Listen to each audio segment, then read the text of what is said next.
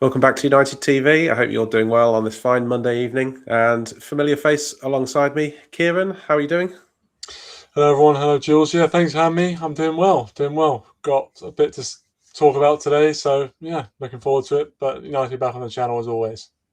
Yeah, it's good to have you here. It's been a few weeks since, well, probably a few months since we've been on a stream together. So I've missed our chats.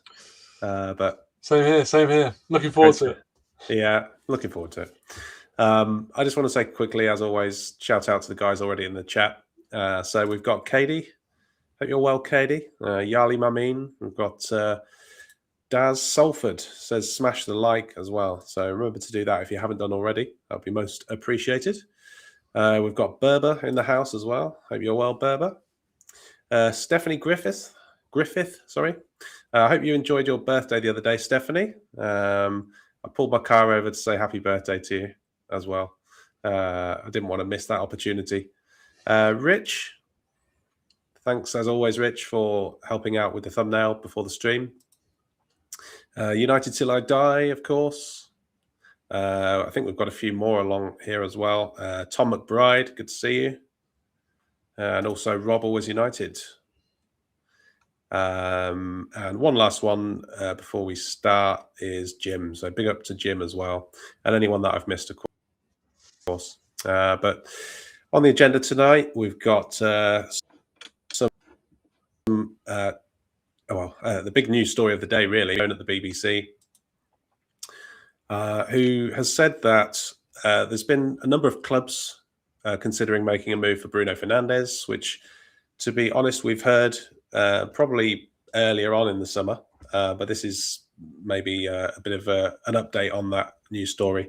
And that's Galatasaray have put together a deal worth in the region of 50 million euros, which is about 42.7 million pounds. But Manchester United are set to reject any offer that does come in formally for Bruno Fernandes. The other teams that were considering making an approach were Juventus and AC Milan. So, Kieran, what are your initial thoughts on this story?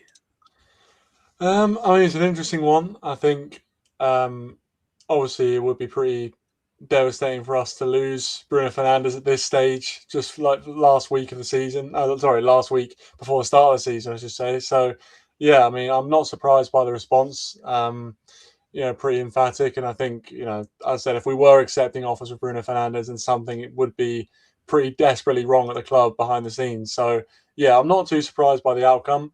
It's kind of interesting that clubs were thinking about making a bid for him. I think obviously Juventus, AC Milan are interesting in terms of their size. They're not obviously at the top of Italian or European football right now, but still obviously massive clubs. Galatasaray, massive in Turkey, but again, not really at Europe's top table. So it feels like to me, if Bruno Fernandes was going to make a move from United, it would be to a club that was, I suppose, a Bayern Munich level club. I think they were linked in previous kind of transfer windows when there was speculation around him. So, like, these sorts of clubs like that, if these clubs came in for him, then I think I'd be worried. But I think barring kind of maybe the top 5, top 10 clubs in Europe, I feel like I don't see Fernandes really wanting to make that move. But again, yeah, it's an interesting story. But I mean, I'm not too surprised by how the club have kind of come out and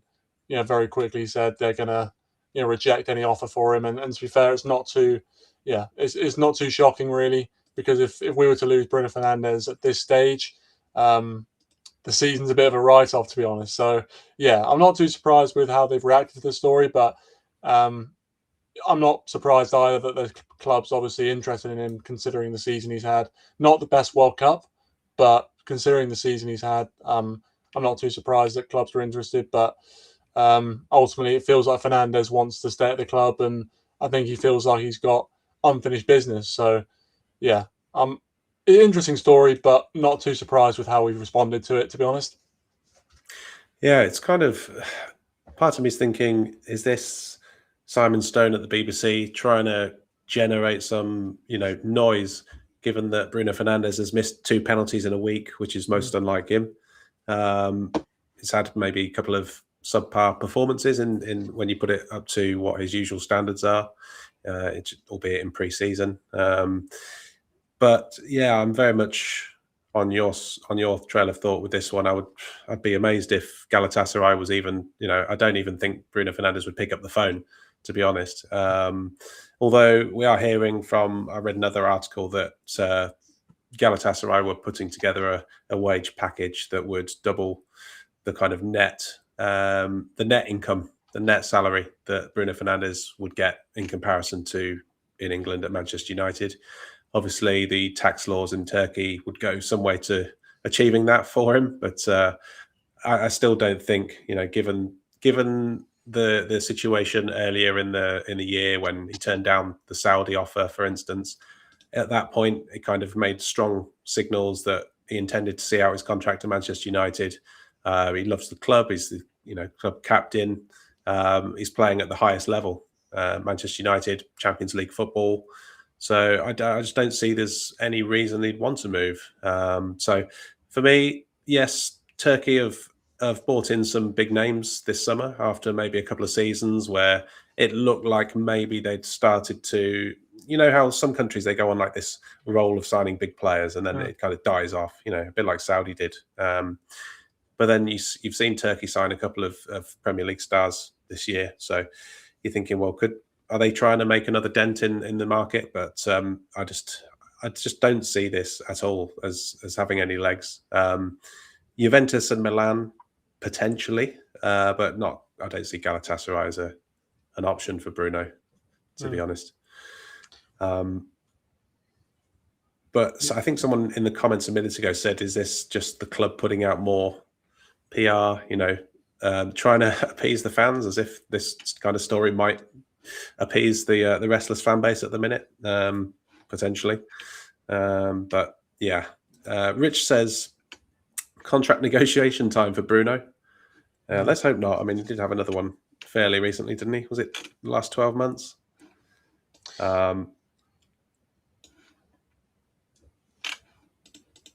United Till I Die says Turkish League is just becoming the Saudi League, buying temperamental players or players coming to the end of their careers. Yeah, for me, yeah, I'm just not even entertaining this one. I think this is just the BBC trying to generate clicks on the back of Fernandes missing a couple of penalties, and United fans are obviously in panic mode. We've not done a lot of business. They know full well that if we're to move on a player or make signals that we might be entertaining offers for a player, especially of Bruno's caliber, that it's just going to generate this huge kind of reaction on social media. But do you think any players will leave, Kieran, this summer? We've spoken about wanting to get players in, but what about players out? Because there's not been much movement in that direction, to be honest. I think we're getting to a point in the window where really, and obviously we're going to speak about a few younger players that might be moving on. But I suppose I could see maybe in January a few players leaving, but I almost feel like we're getting to the point where, I think there's like 16 days left in the transfer window. So any business that any club does now is going to be a bit lastminute.com. So I don't know. I mean, I think there's some players that people would like to move on. Don't get me wrong, but I think, especially in this sort of market, we seem to have a thing of not really getting much value for the players that we let go of. And I don't know. I think, will we see anyone else leave? I'm not. To be honest, in terms of the first team, kind of first team regulars, I think Carrick will want to, especially because we haven't done much business coming in. I think he'll want to keep hold of as many as he can. With 3 games or all the competitions we're playing in with Champions League as well now. We have to have a deep squad. So I think maybe there's players in there that might not necessarily be in the forefront of Carrick's mind, but I think he has to think about the depth of the squad this season. So I think with that in mind, there might be a few players that he probably already knows are not going to be in his kind of starting 11 or even in his kind of first few subs he'd bring on. But I think he knows that obviously last season when he took over, it was one game a week, and he was able to play his best team most of the time, barring a few injuries. This time, you have to rotate. It's simple as that. So I don't see any big players leaving, any kind of first team regulars, or even kind of you know players that would kind of come on as substitutes. Even I think Carrick's, especially this close to the season, the fact that we haven't brought a lot of players in suggests to me that not a lot of players are going to be leaving either. I don't know what you think, but I just think 15 days left of the window now.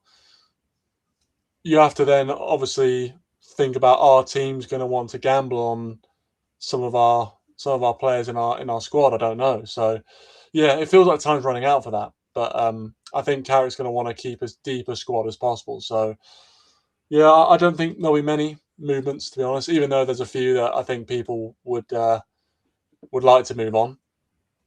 Yeah, I mean, there's probably a good reason for a couple of those players that we've spoken about earlier in the summer. The likes of Xerxes, the likes of Rashford.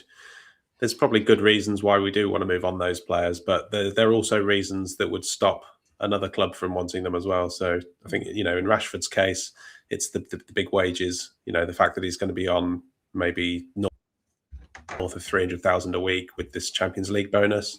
You don't see many clubs around Europe being able to kind of entertain those kind of wages.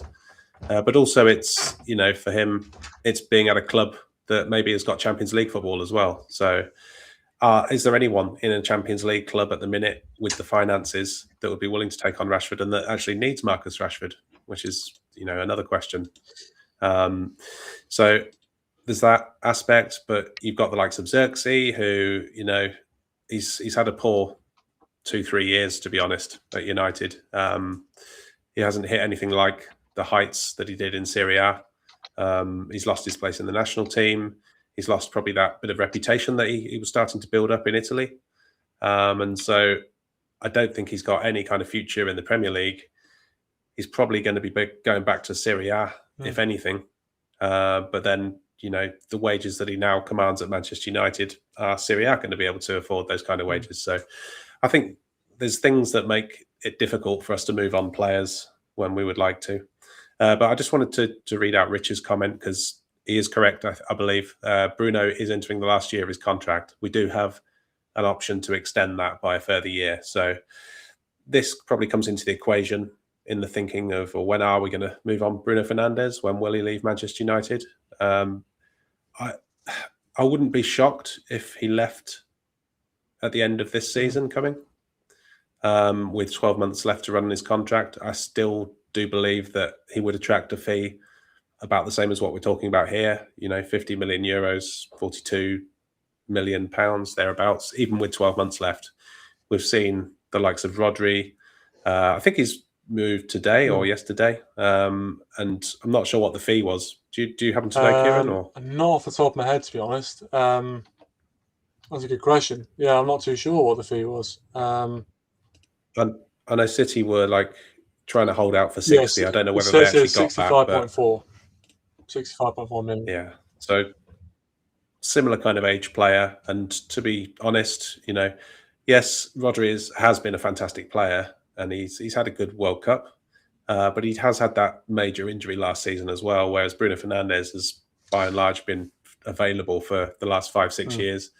So, I think he would hold his transfer value even running into that final year if we were to extend. So yeah, it's an interesting one. No, I agree. I think in terms of Fernandes, I look at his age. He's 31 now. I think he's 32 next September. And listen, to be fair, he broke the assist record at 31. So I'm not saying he's on a kind of massive decline. But I think what's interesting from hearing kind of the reason he stayed at United, he talked to his wife about, the move, and obviously when Saudis came for him, and he said that his wife said, have you achieved everything you want to? And he kind of said no, and that's one of the reasons he wanted to stay. It's one of those things where, as much as obviously that can be, you can have those dreams of achieving achieving big things. I think this season, as you said, I think could be a make or break in terms of whether he decides to carry on afterwards. Because if we have another season where we get Champions League football and then don't kick on from there, I think he'll look at it and say, well, it's going to take another season to get back in the Champions League. Then you're looking at being 33, nearly 34. At that point, it's going to be difficult to see. I hope I'm wrong, but difficult to see Fernandez as still being at kind of playing at the highest level. So maybe it might be a decision that he makes, and also, as you mentioned, the club makes in terms of the value we could get for him at the end of this coming season. But I think he's someone who clearly very competitive. He's not a sort of person I think will, until very late in his career, kind of go down the MLS route. I think he'd want to stay in one of Europe's top clubs. So I think this season could be a kind of decider for him. I think if we do kick on and kind of look like we're progressing towards the Premier League or Champions League, I think he might give it one more year. But I think if we start to regress like we have done when we've got Champions League in previous seasons, then yeah, it could be a decision that he makes, and maybe the club as well just think it's better just to kind of get some money while we can and move him on. But in the meantime, I hope he has a really good season this season anyway. But yeah, we'll see. That will. Yeah, that would be the ultimate, wouldn't it? If he goes on, stays at the club, has a good season, then we're all happy. Just want to read out a couple of comments in the chat before I get your opinion on something else, Kieran. Samuel Ingram, welcome to the chat. He says Manchester United could do with some new players by selling Bruno Fernandes and evolve as a football team. I mean, there's been a few comments I've read over the past few months. Everyone's got their opinions on Fernandes, but he is one of those players that we could get a big fee for. So there is potential there that it does bring us extra money in, but it's always going to be that question of, is that too big a risk? You can bring in 40, 50 million, but can you replace Fernandes, or can you bring in players to kind of fill the void left? And it's a difficult one, I think. Malp says, when Bruno goes, we're in huge trouble, which, yeah, I would probably agree. I think it's huge boots to fill for anyone coming in, and I don't think you ever replace that player. I think you try and move away from that kind of centerpiece that we've got at the minute with Bruno Fernandes on the pitch. He kind of demands the ball. Everything goes through Fernandes, but at times it can make us a bit predictable, in my opinion. So I would like to spread the kind of assists and goals more evenly throughout the team, if possible. Tom McBride says Bruno's the best number 10 in the world. Old Mickey says Bruno doesn't have the speed to lose, so he can go on for years. I think you're saying here, and do a Luka Modric. I mean, I wish he, if he turned out to be as good as that, I'll take it. But I think for me, I don't know if I think he's a brilliant player, but I don't know if his strength is kind of what Luka Modric does in terms of dictating a game. I think Fernandes, obviously from the stats, but just obviously watching him week in, week out, he's a chance creator. Like, he's just a chance machine. And, he's someone that takes risks and is very good high up the pitch. I'm not sure. I said maybe that commenter's got a point, but I feel like in the here and now, I can't necessarily see him turning into kind of a midfield controller type player. I feel like he'll always want to be on the front foot, kind of firing balls into the box, like trying to take risks and create chances. That just seems like it's just in his DNA. So, I mean, it'd be amazing if we could just mold him into that sort of player. But I think probably he'll want to kind of still be that risk-taking 10 for as long as possible, and then we'll see. But yeah, it'd be brilliant if he could turn into Modric, to be fair, later down the line. Just keep him for a few more years, just control that midfield. But yeah, I doubt it. Yeah, all good things have got to come to an end, unfortunately, at some point. But hopefully, just not just yet. Malp says they haven't replaced Casemiro, so forget about replacing Bruno. I mean, he's got a point there. We haven't replaced Casemiro yet. Obviously, we've brought in Andre Santos and Tielemans, but that the whole package that Casemiro offered was more than just his defensive capabilities. He also had that kind of aerial presence, that leadership as well, which, to be fair, Tielemans is a leader as well. So, I mean, I don't know if you got a chance to see the interview that Tielemans had with Rio Ferdinand on his channel the other day. But if you haven't seen it, Kieran, it's really worth watching.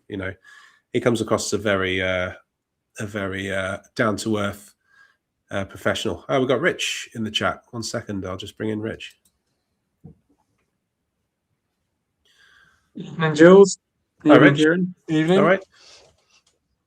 Jules, we couldn't let you go without saying, me personally, how much you've helped over the last couple of years, and it's been a pleasure having you on streams, hosting streams, and I know people watching. They'll probably watch depending on who's streaming, but for me personally, it's going to be a big loss to the channel, and we're so happy that you joined us a couple of years ago, and it's going to be difficult to replace you, not just because of your sensible takes, but who am I going to find that could stream with G-Wolf and get some sort of order in that stream? It's going to be very difficult to replace you, I think.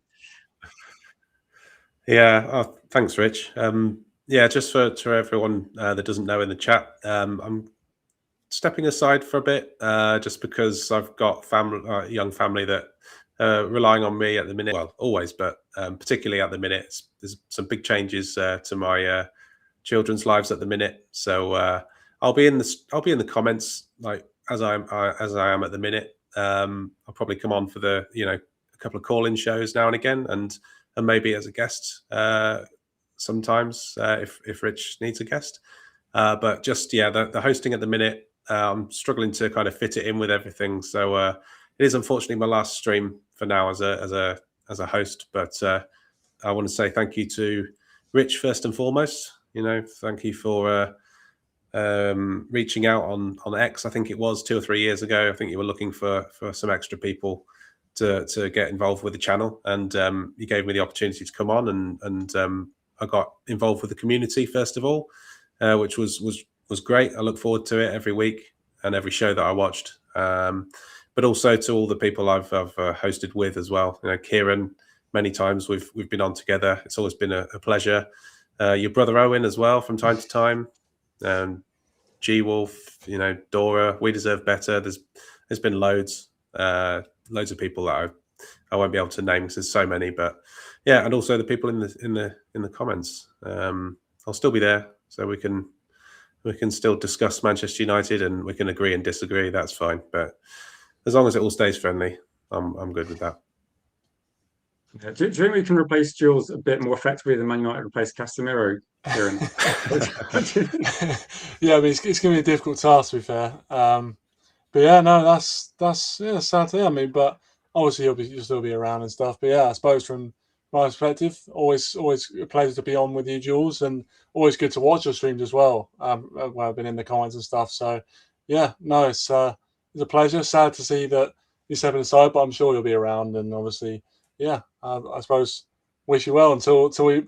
Obviously, this stream's not done. We've still got this stream. I think the stream is over, but no, we still got the stream. But yeah, as I say, it's always been a pleasure to be on. So yeah, done a lot for the channel. So excellent. Yeah, thank you.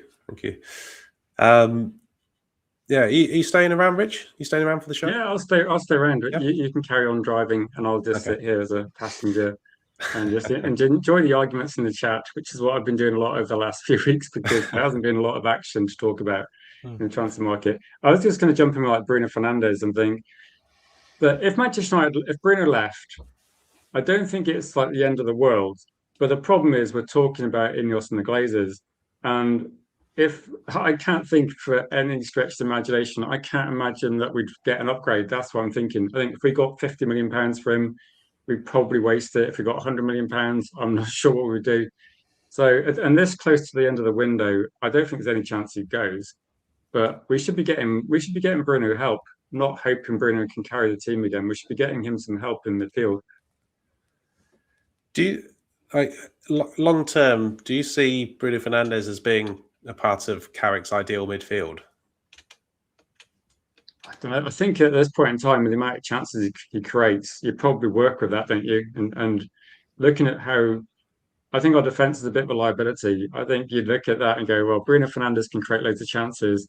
Get a goal scorer that can score. Like get someone that's going to be not injured like Sesko, and someone like a Van Nistelrooy or anybody that's a credible goal threat. And I think Bruno Fernandes will create chance after chance. And I'd focus on fixing our defensive side of midfield and looking at our defense as a whole, because losing 4 goals to Ruben Amorim's team, I mean, I know it's Ruben Amorim and it's AC Milan, but that's their first win in pre-season. I know it's pre-season, but we did look a bit shocking in that match. United Till I Die says Guimaraes would have been a perfect Casemiro replacement, but we didn't even try to get him. What do you think on the missed opportunity, if you like, with Guimaraes? Would you have taken him? I don't think Bruno Guimaraes goes to Man United. I think he goes to he wants to win trophies, doesn't he? So Man United is a bit of a gamble. I think he just picked the team that's most likely to win the league. That's my thoughts of Bruno. I don't think Man United is a consideration. It's a bit like, I don't know, so when Man United signed Dwight York, do you think there's a mid-table team thinking we could use York? There's no way York's going to another team. Van Persie jumped ship to win a title. I think Bruno Guimaraes has done exactly the same thing. He's picked the team most likely to win and gone, right, I'm going to Arsenal.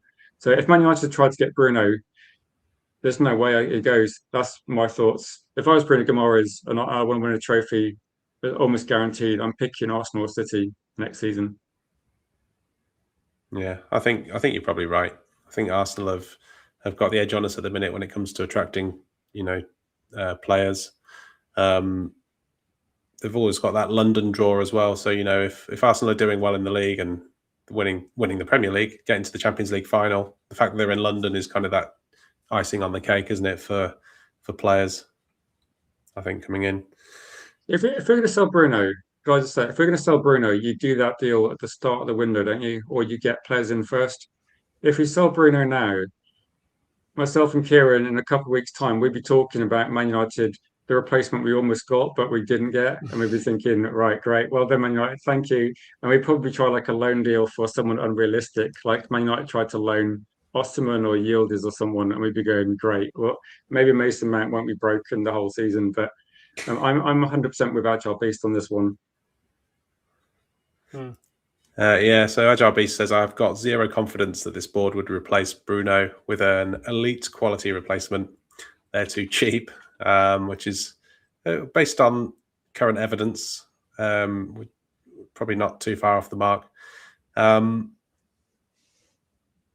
Just going down the chat, I've fallen behind on the chat, so just bear with me for 1 second.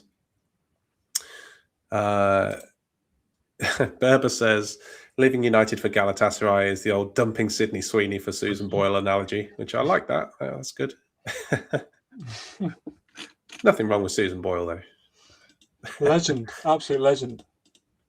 It depends if you're shopping in Waitrose or I suppose, true. Oxfam, I suppose.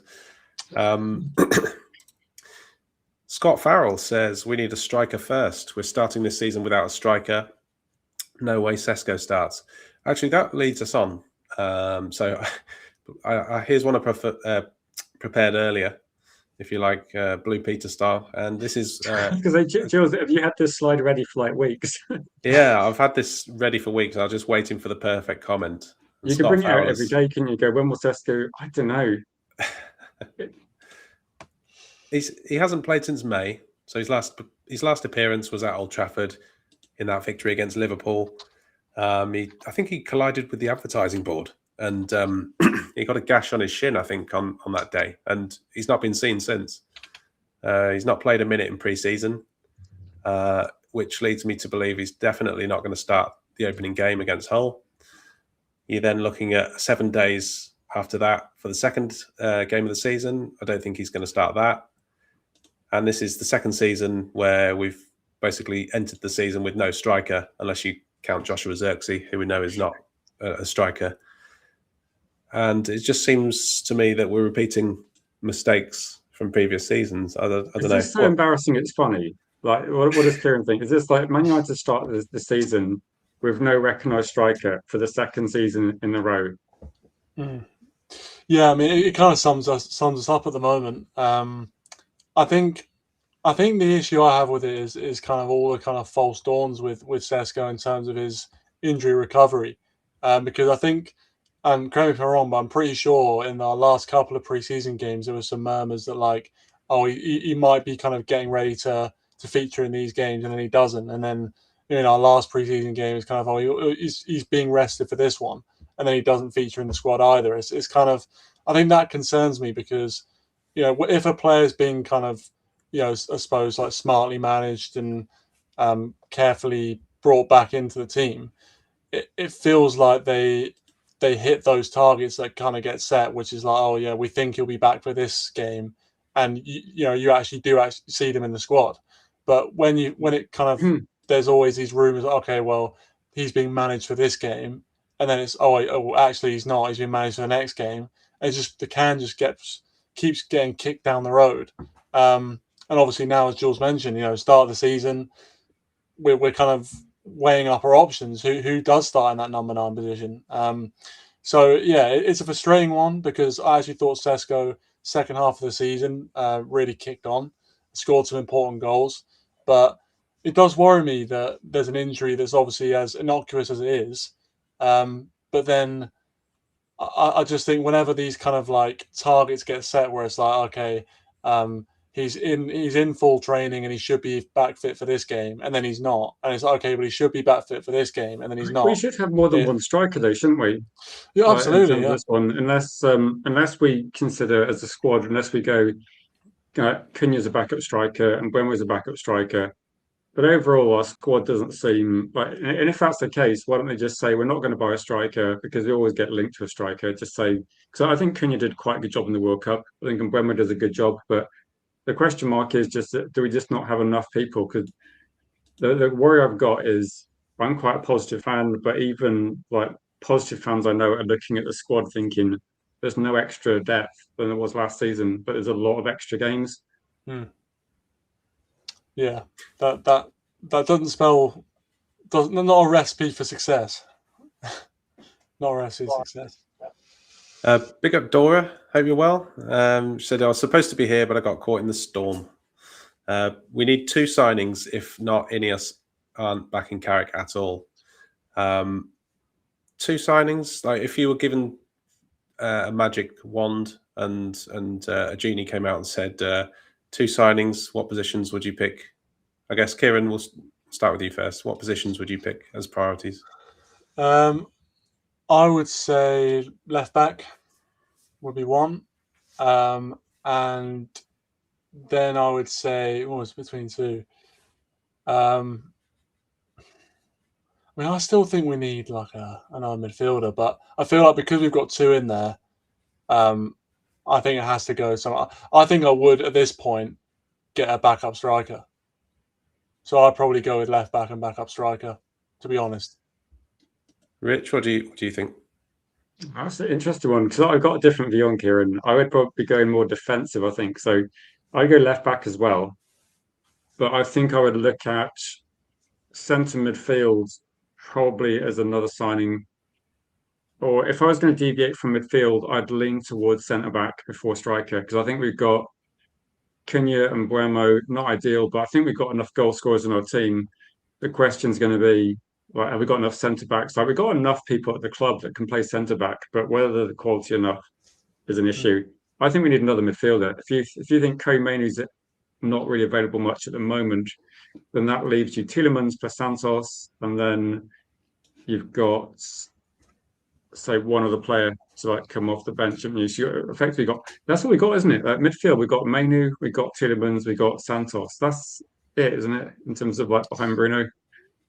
Yeah, pretty well, because Mount and Agate are not reliable, unfortunately. So at the moment, our depth in midfield is effectively, if you make a substitution, they all play every game. So we definitely need to get someone in, and I don't count Thwaites and Fletcher. Like, we need to get a player in that's not an academy player. S. Madison says, I can't understand the Sesko situation. When he was injured against Liverpool, they said 2 to 3 weeks. It's been 4 months. There's similarities between this and De Ligt, isn't there? And this and Mason Mount. It's like, I don't know. Don't mention Mount. when they say it's going to be a short-term injury or it's just a knock or a precaution, it always seems to be a protracted year-long injury somehow. It's a bit of a concern, isn't it? That I think Benjamin Sesko, we see pictures of him looking like he's bulked up a little bit in like the off season. Think, okay, that's quite positive. And then we see videos of like De Ligt doing, I think he was doing like some squats or something like a month ago, and I'm thinking, yeah, great, okay, that's fine, I could do that, but I'm not going to, I'm not up to level on the pitch. I think it's a big concern that United are going to start, and Mason Mount, to be honest, he's one of the least durable players I've seen since who's the guy that was called Sick Note that played for Liverpool? Darren Anderton.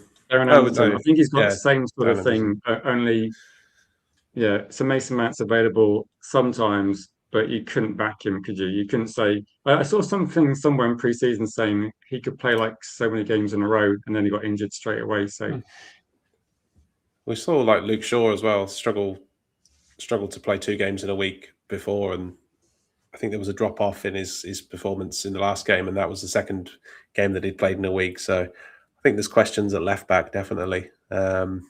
Centre forward, for sure. Central midfield, I think that defensive-minded, athletic midfielder we're still lacking. I think right back, in an ideal world, you would upgrade. Probably need a centre half. When you get the question, what 2 positions would you prioritise? It highlights how difficult that question is to answer because there's so many things that still need addressing. Agile Beast said, I said 3 midfielders at the very least, and we've only got 2. I think a lot of people would probably agree with that. Big up Jeff in the chat. Welcome to the chat.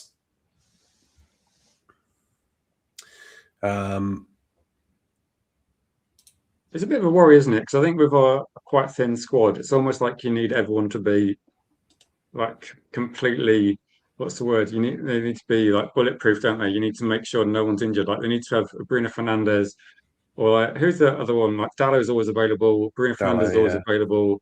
We probably need to buy some more Portuguese players. I think that's what that's saying to me. So at the moment, apart from that, I think like Luke Shaw had a season last season where he wasn't injured, but that's never happened before. And is there any centre backs that aren't injury prone? I don't think they are. Maybe Aiden Heaven is the most durable, possibly, but I think they've all had a period out, haven't they? I mean, Heaven definitely had some time out last year. I think Yoro had a couple of periods. Martinez, we all know about, and De Ligt and Maguire. Does anyone know what Santos's injury record's like? Because I don't know too much about him, but I hope he is available every game because we're going to need him at this rate. Yeah, we can't really afford him to get an early injury, which feels like it's kind of sod's law for us. It's going to come, unfortunately. But yeah, I think it's not too bad. I can't remember, but I'm pretty sure it's not too bad. But yeah. Jeff says Mateta's out there still, and rumour says we want Osimhen. I mean, Mateta, do you think that ship's sailed? Do you think that we could still go in and do a bit of business for Mateta? I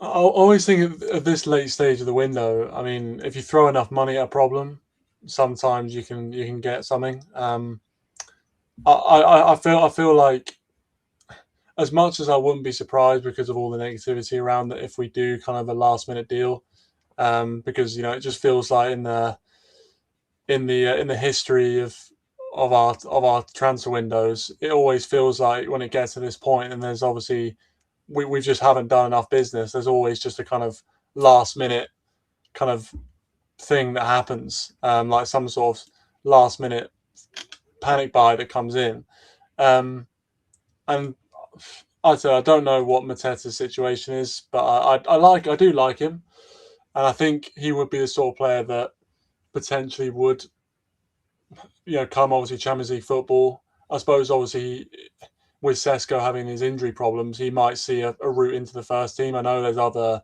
kind of forwards about as well in the team, so he might think, well, he's got competition. But I mean, I like him. I do like him.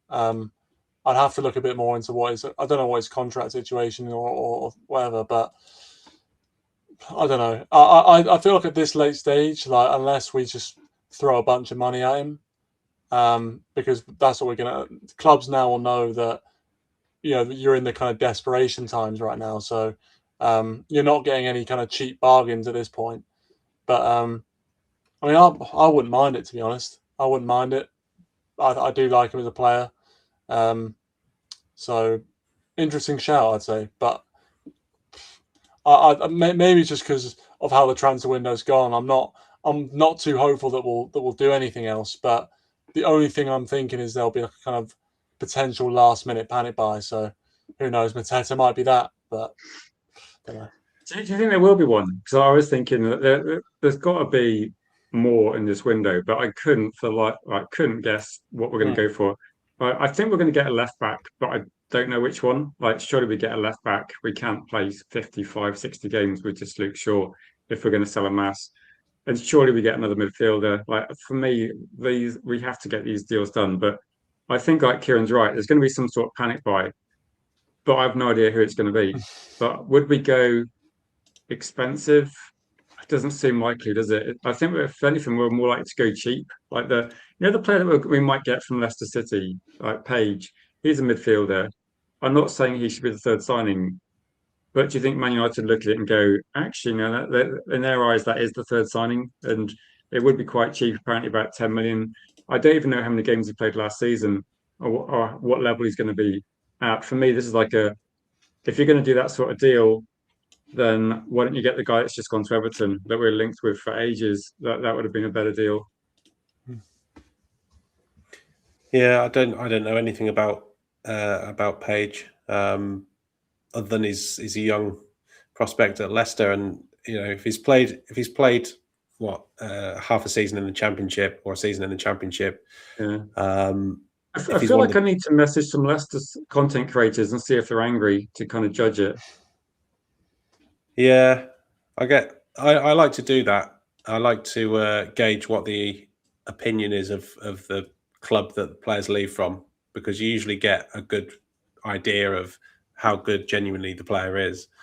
The Chelsea fans weren't happy about Santos. The Villa fans weren't happy about Tielemans. That made me feel like a bit better about those deals. Yeah, it makes you feel better, doesn't it? It's not like, oh, thank God we got rid of him. It's a bit like when we sold Garnacho. If a Chelsea fan had jumped in a Man United stream, we'd be going, excellent, he's your problem now. And I didn't get that from like those streams. No, I think you're right. As Scott Farrell says, to me, it shows the club have no plans to actually build a team. I think we've done what we set out to do, or should I say the club have done what they set out to do. I think we're now in the phase where I think Wilcox spoke about, market opportunities. So we're probably waiting for these market opportunities, because inevitably the last kind of week or two of the window, it does present options that weren't there to begin with. I'm not sure it would go down as a panic buy, but it probably goes down as, oh, there's someone unexpected to become available. They've still got to be the right player. I don't think we're going to splash money on someone that isn't the required standard. But I do think we'll bring in at least one other player. I mean, that should be a minimum for me. I think it should be 2 or 3, but I don't see us getting too many done. But do you think there'll be these market opportunity players? Do you think they'll differ from, we all know that Mateta's there. I think if Mateta was one that we wanted to get done, we would have just done it by now. Whereas there could be someone that's maybe not available that becomes available. That's kind of the only thing you hope, really. I think, like it does feel like very much that in terms of the transfer activity we haven't really done. It's kind of obviously put down to being a bit more careful than we have been in the past in terms of spending money, which I don't mind as a philosophy, but at the same time, that's only really, I suppose, palatable if when there are very clear areas that you do need to strengthen, that you kind of you do have to actually spend a bit of money to improve those areas. I think, especially in the market the way it is, it's very unlikely and very rare that you're going to get a huge amount of kind of cheap but effective deals. I think I'm not saying kind of, spend ridiculous money, but at the same time, it's going to be very difficult in today's market to be able to kind of do like really shrewd business for a low price. So I think it does seem to be something that in terms of our transfer strategy, it looks like we are being a lot more careful, and obviously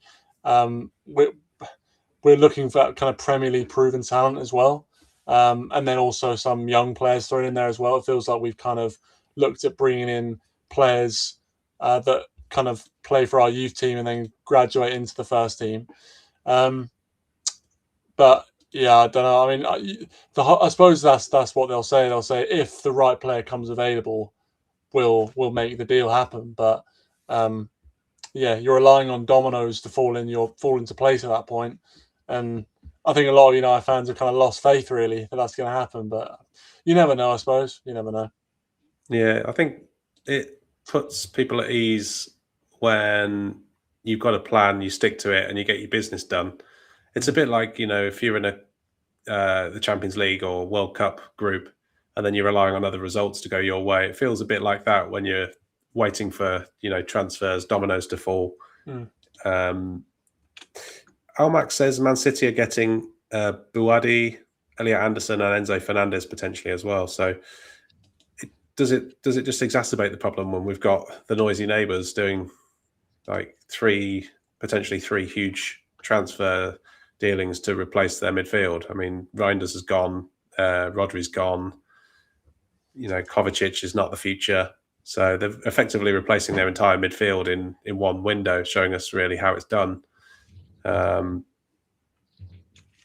you a bit jealous of this? I guess it's difficult not to be. They've basically done the window I wanted to do. I wanted to get Anderson, and if we're going to go for a player that's the up and coming one, I'd go for Buadi. Annoying, isn't it? Yep. If they get Lewis Hall, they've literally done the window I wanted. It's so annoying. Yeah, I'm waiting for that story to come back, the Lewis Hall one. But do you think it's going to happen, Jules? Like you were the one person I quote quite a lot because you went to go and watch him live, and you came back and said you messaged me and said we need to get Lewis Hall. And I was thinking you might have to like downgrade your expectations, Jules, and just pick someone that's a quarter the price. I'm not hopeful. I never am really when it comes to us buying people in the door. But the one thing that kind of leads me to have a bit of hope is that Newcastle seem to be quite proactive in getting in replacements for players. So it's not like Newcastle haven't done any business. Didn't they sign a left back? I think so. I don't know much about them, but you never know. So it could be they've already identified a replacement, or they've got someone lined up for Lewis Hall. Whereas us, it just seems to be just so fragmented. Like, I know that things have improved slightly since Ineos came in. The track record of players has definitely improved. We've kind of leaned towards a youth model where we're trying to buy the up-and-coming youth players and then hopefully either develop them and sell them, or develop them and bring them into the first team fold, which has worked. Aiden Heaven was a terrific example of that. Santos looks like he could be another. But it still feels very fragmented. It doesn't quite seem like everything's oiled in that machine at the minute, which seems a bit of a problem. United Till I Die says they said they had a plan. No, they don't. They said we would spend big. They haven't. They said we wanted to compete, which isn't occurring. So maybe we will compete, but at the minute it's difficult to kind of get too giddy with how things have turned out so far.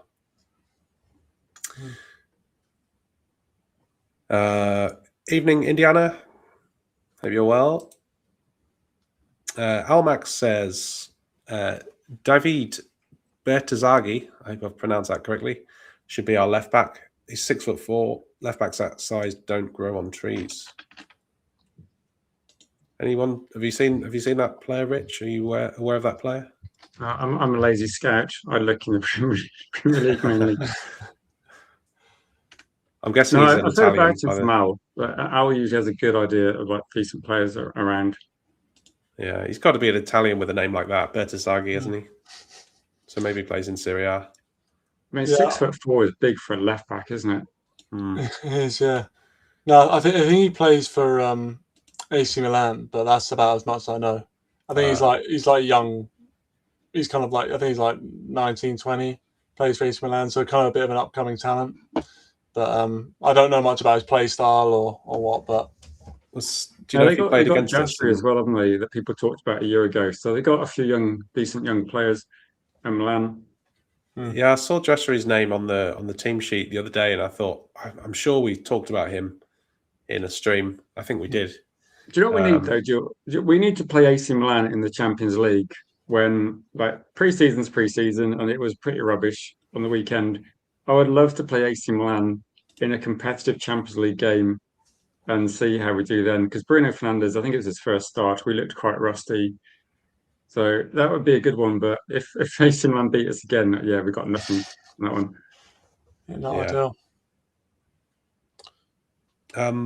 I've just got the so this is the fixtures here. The Premier League fixtures. So we can see in August, the 22nd of August, which is 5 days away now. We've got Hull away. We've then got Ipswich at home a week after that on the 29th of August. We've then got a week before we play Everton at the 7 days later again, Manchester City at home before playing Fulham away. So it's very much one game a week for the next, say, 5 weeks. We've spoken about, obviously, Sesko is not up to speed yet, or he hasn't even played yet, so he's nowhere near up to speed. But just looking at, I don't know if you can see this, so maybe I'll have to talk through it a bit, but this is the number of minutes that our team has played in pre-season. So the goalkeepers we all know, Son Lamens, he'll be fit. He's played the majority of minutes in pre-season. In defence then, so Lenny Yoro has played the most minutes in defence with 315. Dallow's played 270. Dorgu, depends if you count him as a defender or a midfielder, but he's played 250. And then you down to 210 for Amas and Heaven, 180 minutes for Luke Shaw, Mazraoui on 150, Maguire on 135, and Martinez has just played that 90 minutes, which is the last 30 minutes against PSG, Leeds and AC Milan. So from that, I'm taking that Martinez is definitely not going to be in contention to start the first game, because I think he's not going to be up to speed. May come into play, I'm guessing, game week 3 potentially. But I think before then, I think we've got enough.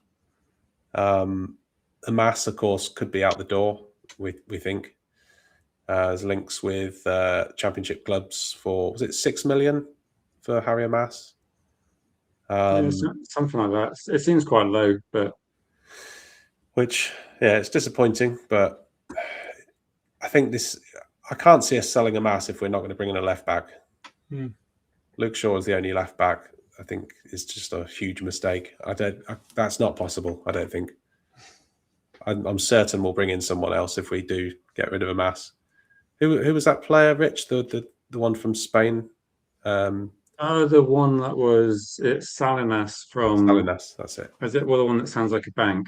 Spanish team that got promoted. I don't know how you pronounce it. Yeah. Yeah. Apparently Barcelona wants him as well, so that probably means we're not going to get him, is my guess. I mean, if you're Spanish, you're just up and coming. I think Barcelona must be a tempting team to go to, but we'll see. I think his release clause is about 15 million, something like that.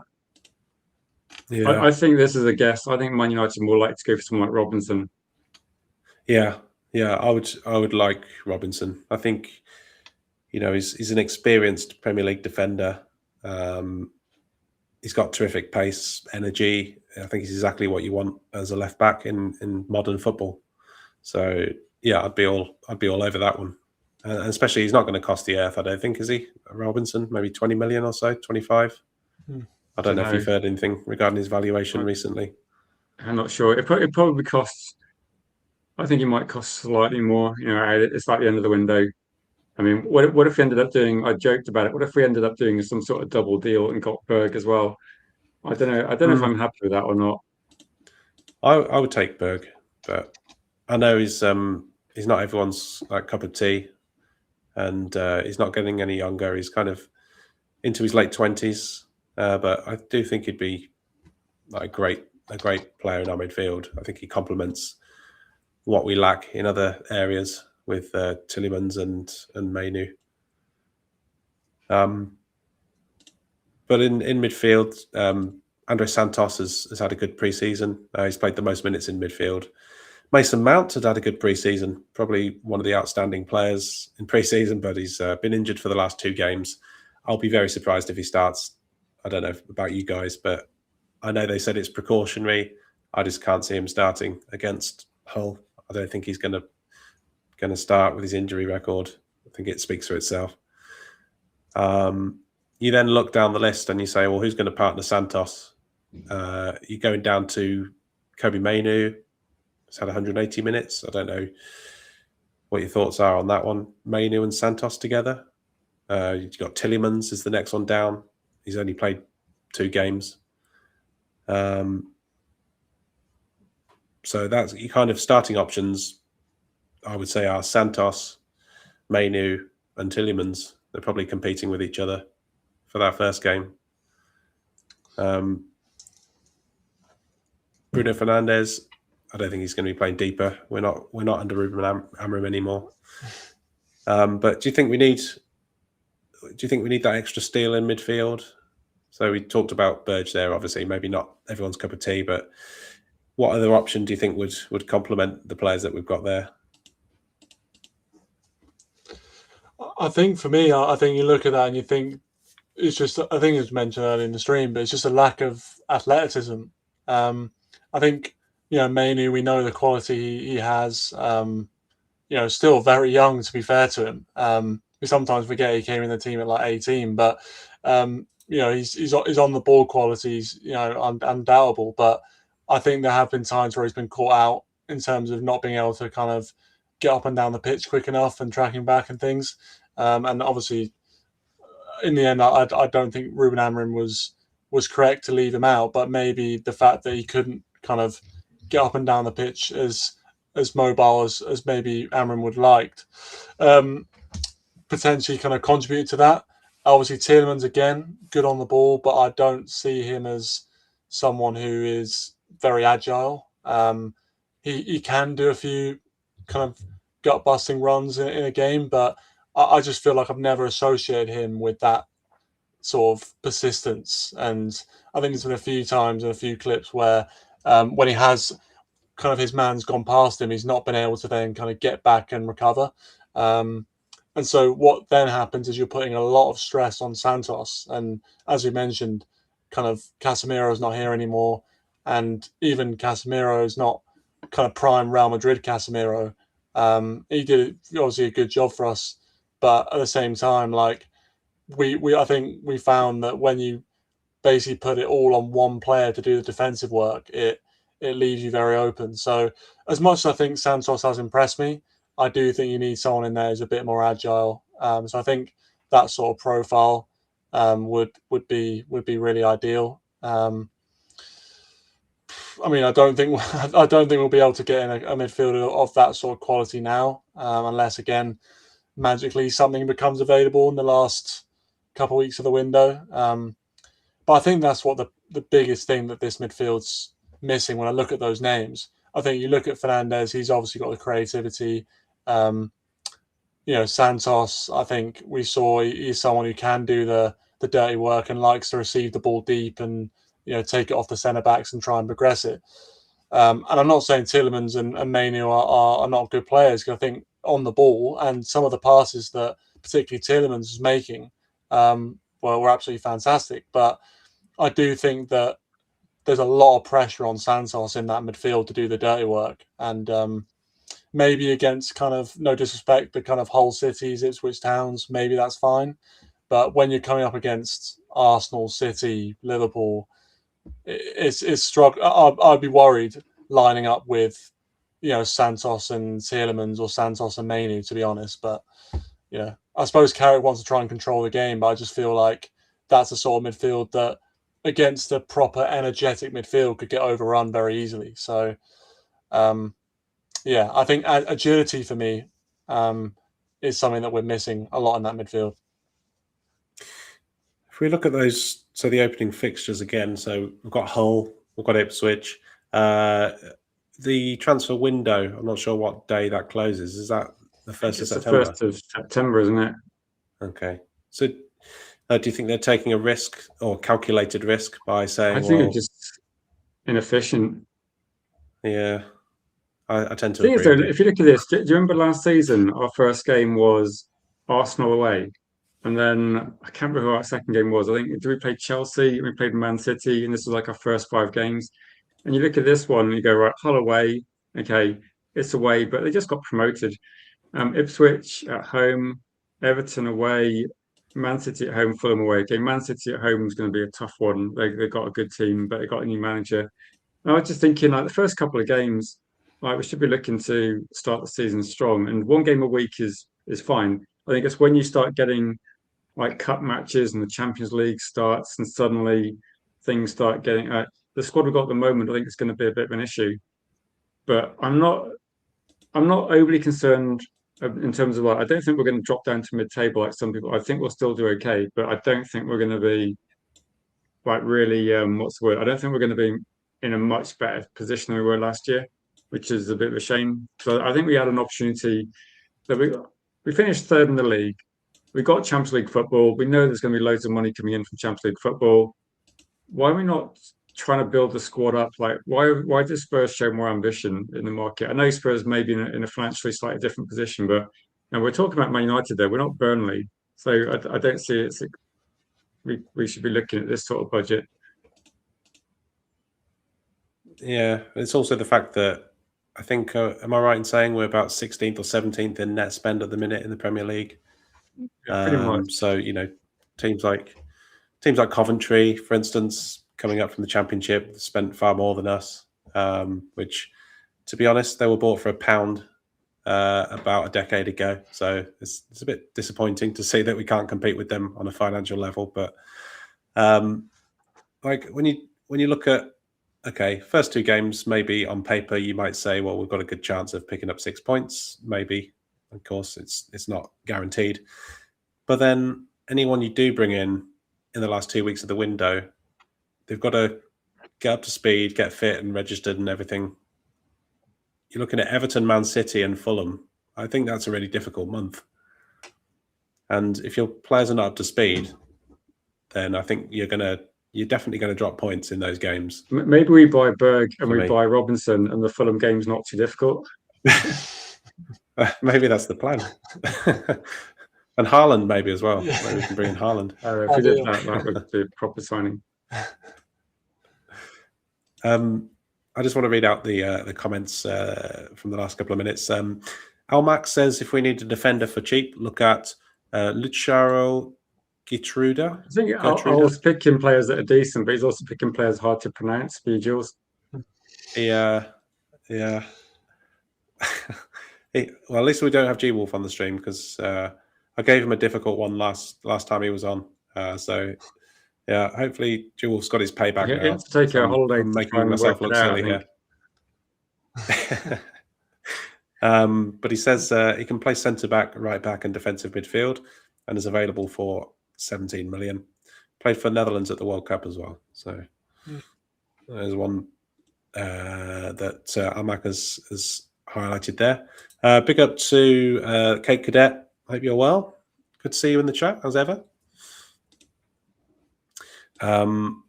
He says, that's why I wanted Tonali, but people shouted me down. Would you have taken Tonali, Kieran? I don't think I've had your take on Tonali so far. Yeah. Again, I think when he first played at, signed for Newcastle, I thought he looks a really good player. I think I remember he played against us in that season, and he was he was top class, making things happen all over the pitch, energetic. Um, I, I think, I think for what we've got now, I think I would have definitely said I would have ripped your arm off for him, to be honest, with what we've got now. But he was someone who was on my list. I think when we previously this window earlier in the window talked about who we bring in, who our targets. He was on my list as one that I would have gone for. So yeah, I think to answer a question, definitely if we kind of say the Spurs transfer didn't happen, I think if as of right now with 16 days left of the window, 100%, I would have taken it. I don't know if he was kind of my number one target, but he was definitely in the kind of top 3 or 4 that I had in terms of midfielders this season. But obviously, Spurs not only took him, but then took Mateus Fernandes as well. So they've had a really good window in terms of that midfield rebuild. Because I think Mateus Fernandes was another one I thought would be a really good signing, and actually in keeping with what we'd done with the likes of Mbeumo and Cunha as well, signing those players who are Premier League proven from teams maybe lower down the league, but are clearly of a quality above the team that they'd be leaving. So, yeah, a few signings missed out, but yeah, no, I would have taken Tonali, definitely. Yeah. Almac says, why wait for transfers? Do people think the prices will drop? Teams need to organise replacements. Do either of you have any kind of strategic reason why we might be waiting so late in the window? Or do you think, Rich, it's just us being inefficient? So I don't know whether it's incompetence or are Manchester United the only club that don't realise that transfer fees are going up every year? Like the last window, we saw Alanga go for 60 million. We saw Gittins go for 60 million. Wissa went for over 60 or so. And these are not game-changing players. And this transfer window, I think, do you remember when we did a stream where, say a year ago, we said Ekitike is going to be this much. He was that much, if not more. Sesko, we said he's going to be this price. He was that price. So all these players are actually going to be, they've all been expensive last season. And when you see the amount of money that Isak went for and Wirtz went for, and the price that when we saw about Tonali, I think most of us thought 100 million, that's a lot. Matheus Fernandes 85, that's a lot. And we thought they were going to be a bit cheaper, but they weren't. And as soon as as soon as Anderson and Tonali went and Gordon went, it was kind of obvious to everyone that this is how much the players are going to cost. And Manchester United must have realised at that point that if you want Matheus Fernandes, you're going to have to pay the 85. If you don't want him, then fine. If you want Alex Scott, he's going to cost a similar amount, and Wharton's going to cost a similar amount. So I think Man United had some targets, and maybe they're too expensive. But the problem is the kind of the B list or the C list targets are then going to cost the same as they wanted to pay for the other players. So you're going to end up spending more. Al's right, and I'll have to let Kieran speak, because when I talk about this, I start getting more and more annoyed, because every single year it's 100% predictable. The last week of the transfer windows, you're not going to get a bargain. You're going to pay more, and Man United never learn.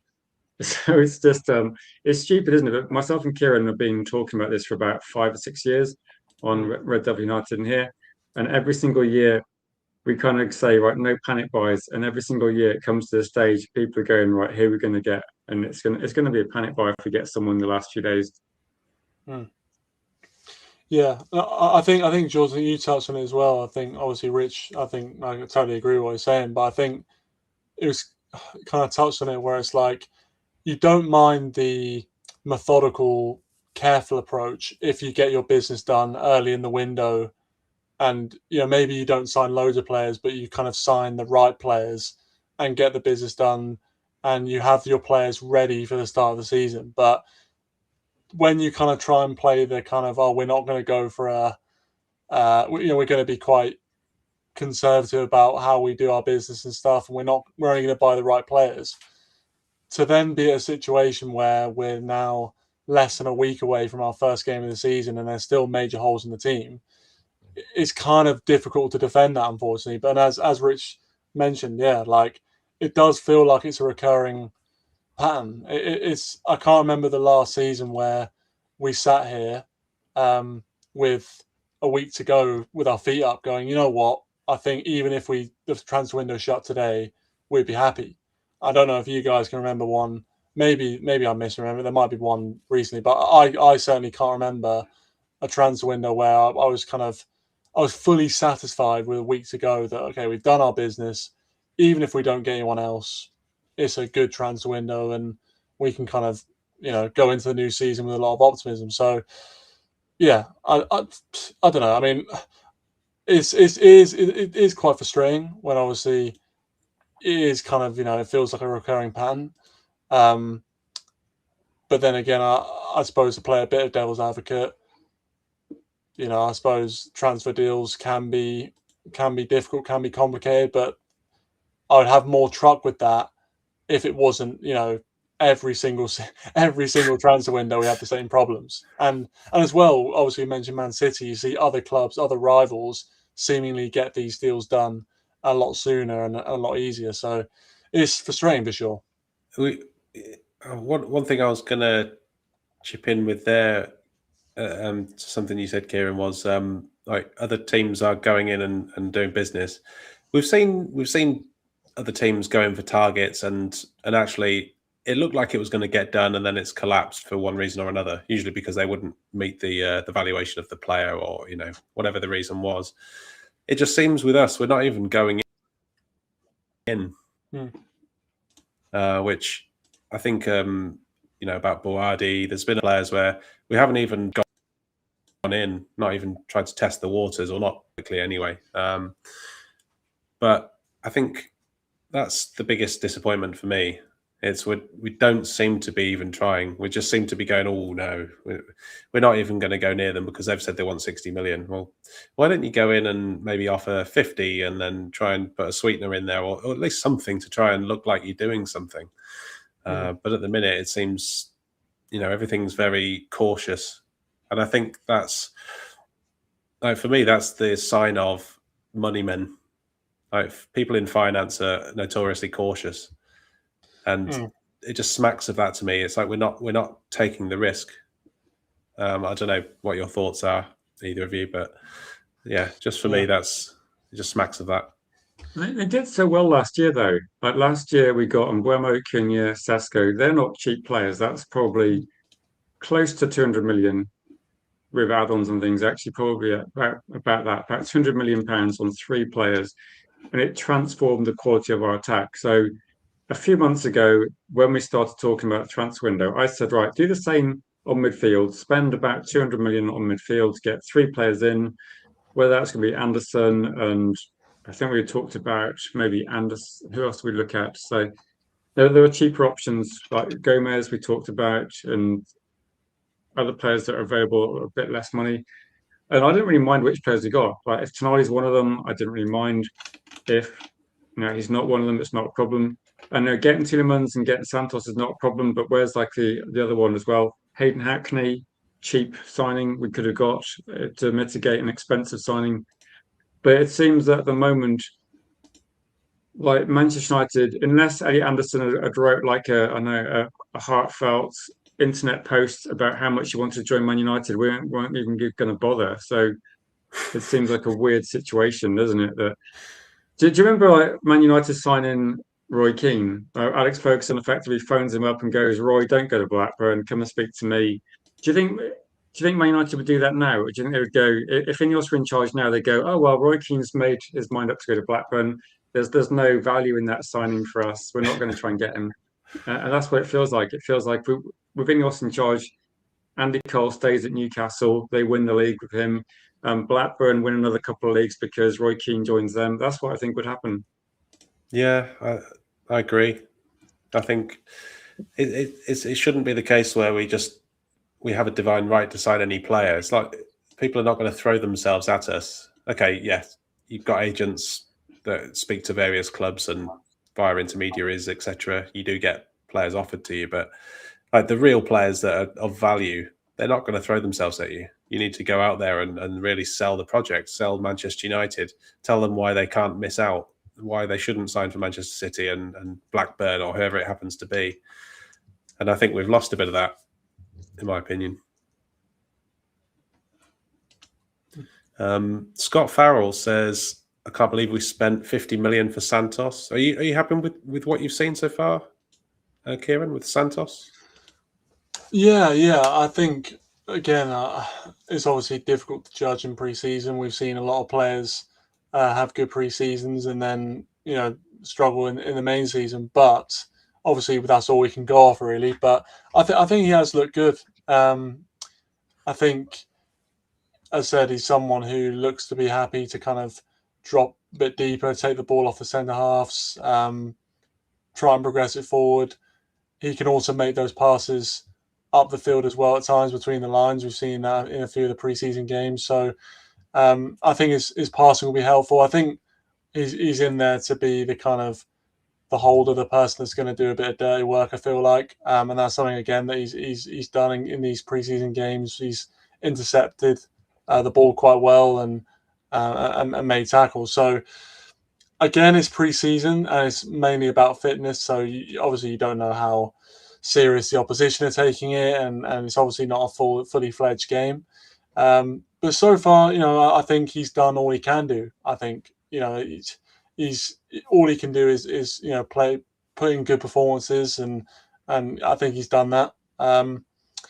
And I think, as we mentioned when we signed him, the fact that Chelsea fans were quite surprised and frustrated with the fact that they let him go and felt that he was one of their only kind of shining lights from a fairly poor season last season, kind of made me feel quite happy with the business that we've done. So I'm hoping that can continue into the season. But I think, as we pointed out, if he does pick up an injury, especially if we don't do any more business towards, especially the midfield department before the end of this window, if he was to pick up an injury, I feel like it would be a pretty devastating one. So, yeah, it'll be interesting to see how he gets on. But I like what he's done so far, and I also like the fact that hopefully we're not going to see him have to have a kind of period of adjustment to Premier League life. He's had that experience with Chelsea, and hopefully he can hit the ground running. And I think, as much as Holloway, they'll be up for it. It's not going to be a kind of, I suppose, a straightforward initial game for him, but hopefully it'll allow him to kind of just get used to it. And I think he'll be in a bit of a battle that game, but I think it's a good game for him to start with, I suppose. So, yeah, I've been happy with what I've seen from him, but hopefully he can continue that into the new season. Yeah, I'm really excited about that game, actually. I think that'll be a really good test for him. Notoriously, the teams that come up from the Championship, they cover every blade of grass because they're trying to make up for a lack of quality in their effort levels. And you've seen the likes of Sunderland last season, and Leeds as well. They don't come to make up the numbers. They actually try and give you a game, try and compete for every ball. And it's going to be difficult for him because he's spent most of his the last couple of years in France. Oh yeah, he did spend some time in the Premier League last season with Chelsea, but by and large, his time at Chelsea was in cup competitions and European football. So yeah, I think it's going to be a good test for him, and we'll see what he's made of, I think. Jeff, I didn't want to let this one go, Jeff. He said, my G-Wolf style hot take is, unless we get a legit destroyer, number 6 and a good left back will finish 10th or lower. So we'll hold you to that. We'll hold you to that, Jeff.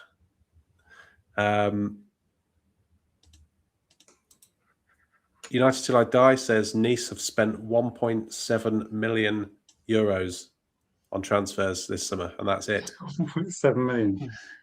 That's wow.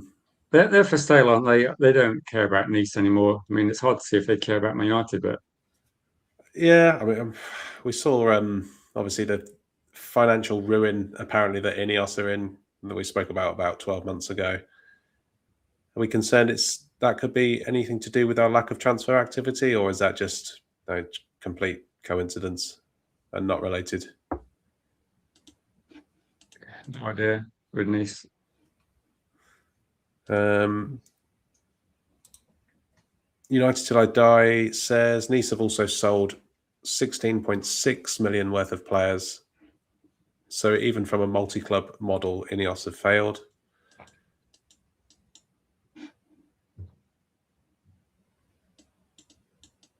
Almac says, can Nice sell us some of their players to rescue our transfer window? Have they got any good ones left? I'm not too sure. I don't know. I think that Ineos have run Nice into the ground, haven't they, from what people say. I don't follow how they're doing, but it doesn't sound good. Yeah, I know they had a decent season a couple of seasons ago, but not too sure how they did last season. United Till I Die says we play one game a week. This Carrick honeymoon period will eventually crumble. When is it the Champions League starts? That's about October, isn't it, usually? Yeah, it must be that. I think October will be a tricky one where you start having a few more games then. So it'll be interesting to see when it first kicks in. And Yeah. League Cup matches as well, they're quite early, aren't they? Yeah, I think with the League Cup, we won't be in the first round this year because we finished, I think it's above 8th, isn't it, in the Premier League, or top half of the Premier League where you don't play the first round. So we've got no chance of a first round exit against Grimsby this season, which is a positive.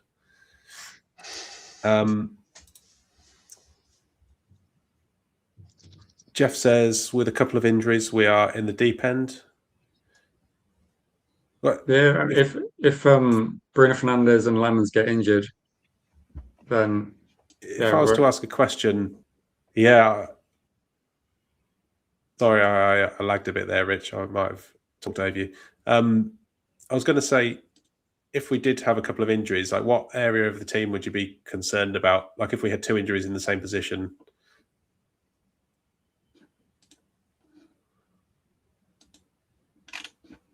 I guess striker has to be one, doesn't it? Sesko is the only striker.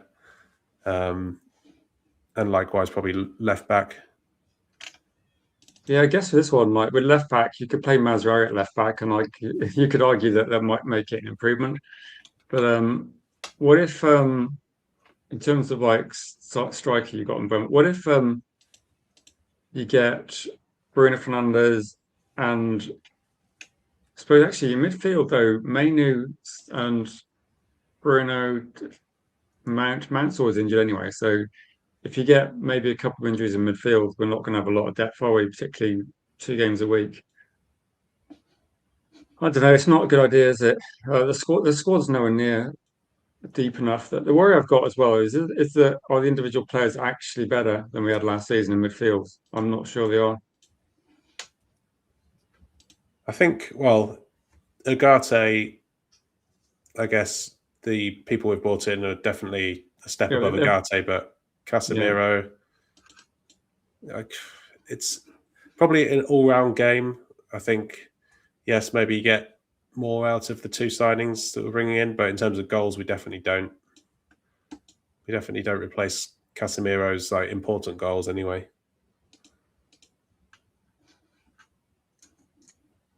Scott Fowler's got a question. He says, is it acceptable to go this season without picking up any silverware? What's the most important thing, as well as that question, what's the most important thing for you this season in terms of what our objectives should be? I think for me, obviously silverware's the currency of football, to drop that cliche, but it is, I think it's one of those where that seems to be, from what I'm gathering, seems to be kind of where people are aiming, is kind of, Champions League qualification and a League Cup or an FA Cup. But for me, I think the most important thing is similar to what I've said in previous kind of seasons, is an actual kind of clear showing that we're progressing in the right direction in terms of what we're seeing in terms of consistent performance. I think that's the one thing I've noticed in the previous managers that have ended up getting sacked eventually is, whilst they've kind of done some good work initially, they've never been able to get that kind of consistent level of performance. And obviously, what tends to happen is they come in, and when they're new, there's a little bit of a bounce, and we see a good run of results. But ultimately, when it comes down to their kind of first full season, as much as maybe, like with Ollie, in his first full season, we did end up, qualifying for the Champions League. But even then, I didn't feel like there was a kind of consistent baseline level of performance. Um, and I think that's what I really like to see from this team is, um, if we could actually have a consistent way of playing, but also a consistent level where, okay, obviously there's going to be games where we're not going to play well, but if we can get ourselves to a point where you can see a very clear progression in terms of how we want to play, and that we are executing that on a regular basis, even if we end up losing to teams that maybe us, like an Arsenal who might at this moment be superior, you kind of feel like we're building towards something. I feel like with Amarim and obviously with Ten Hag and other managers we've had previously, there's been little sprouts of kind of positivity where it looks like we're building. And I think actually Ten Hag's first full season when we won the Carabao Cup, that felt like a moment where it's like maybe we could kick on, and then we just didn't really do that. So I'm hoping that if we do get a moment, and maybe it is a trophy where we go on a cup run, and if we win something, I just want to see this team and Michael Carrick as well, because it'd be great to see a former player finally actually kind of do it as a manager, especially lifting a trophy and bringing us back to the the kind of days of challenging. But for me, it's about getting that consistent level of performance, because then the trophies will come. I think obviously we've seen with Arsenal, they as much as obviously it's kind of funny to laugh and say that they kept falling short. Everyone kind of knew that, okay, eventually they're going to get there. Like eventually they're going to do it, because you could see they were building. And I kind of feel like that's what I want to see from this team is, even if we don't end up winning anything this season, I want to feel like you can see that we are building, and that you kind of say, okay, it's not come this season, but we can see it's coming. And I haven't felt that for a while, to be honest, with United. So that's my thing. I think consistent performance. But obviously, listen, I'm not going to turn down a trophy. Obviously. Yeah, I'd love to. Obviously, I think Champions League qualification is paramount to the long-term success of the club. I don't think we can afford to miss out financially. I think that will just do untold damage, really, to what we're trying to achieve. But I would like silverware as well. I think a good cup run in both of the domestic cups, Champions League qualification through to the knockout stages, I think is probably a minimum. And yeah, if we can get to maybe a domestic final, hopefully we'll win a domestic cup. That'll be terrific. If we can achieve a domestic cup, qualification to the knockouts in the Champions League, and qualify for the Champions League in the league, which means 5th place or higher, I would take that. But I think it has to be on the basis that you use that as a platform for a proper title charge, or at least pushing towards the top 2 the next season, because otherwise what is the point in just increasing revenue to then not pump that revenue back into the club? It just makes no sense. No, I feel like we need to start strong, and then if we can stay consistently, how we got the 3rd position last season, but it felt like we kind of put a run on it at the end. If we can be there all season, I don't know if we can. I don't think we can win a title race, but if we can be consistently in a high position in the league, and on our day, I think we can beat anybody. Like last season, we beat all the top teams. I think getting domestic cup isn't the aim, is it? But if you're not good enough to win the league, a domestic cup's a good stepping stone, like an FA Cup, and winning silverware, I'm not going to complain. I think with the Champions League, I've got maybe more expectation than a few people. I think we'll get through the group stage, no problem. We'll say no problem, hopefully no problem, because most Premier League teams did, even the ones that were poor last season. I hope we give a good account of ourselves in whatever big teams we play in that one. So I think one of the good things about Carrick was we didn't get any bad defeats. Do you remember Eric Ten Hag? We were getting 4-0s, and Ruben Amorim were sometimes getting say quite bad defeats. So under Michael Carrick, we didn't lose 4-0. Okay, sometimes we lost 2-1, but we didn't lose 4-0 where we got destroyed. That's one positive. So hopefully we can be more difficult. So if we do play badly, hopefully we're not getting destroyed and run through too badly. But I think if we finish Champions League qualification positions, I'm not going to be like saying, let's get the bus tour, celebrate that. But it should be like a stepping stone, shouldn't it? It should be something that last season we got Champions League qualification, but we had no European football. If we can get Champions League football and do that while doing significantly okay in the Champions League, I think that's a bit of a step up. And the cup runs last season were literally the worst in our history, weren't they? We played like one game and got knocked out in both of them. Yeah. And has that happened before?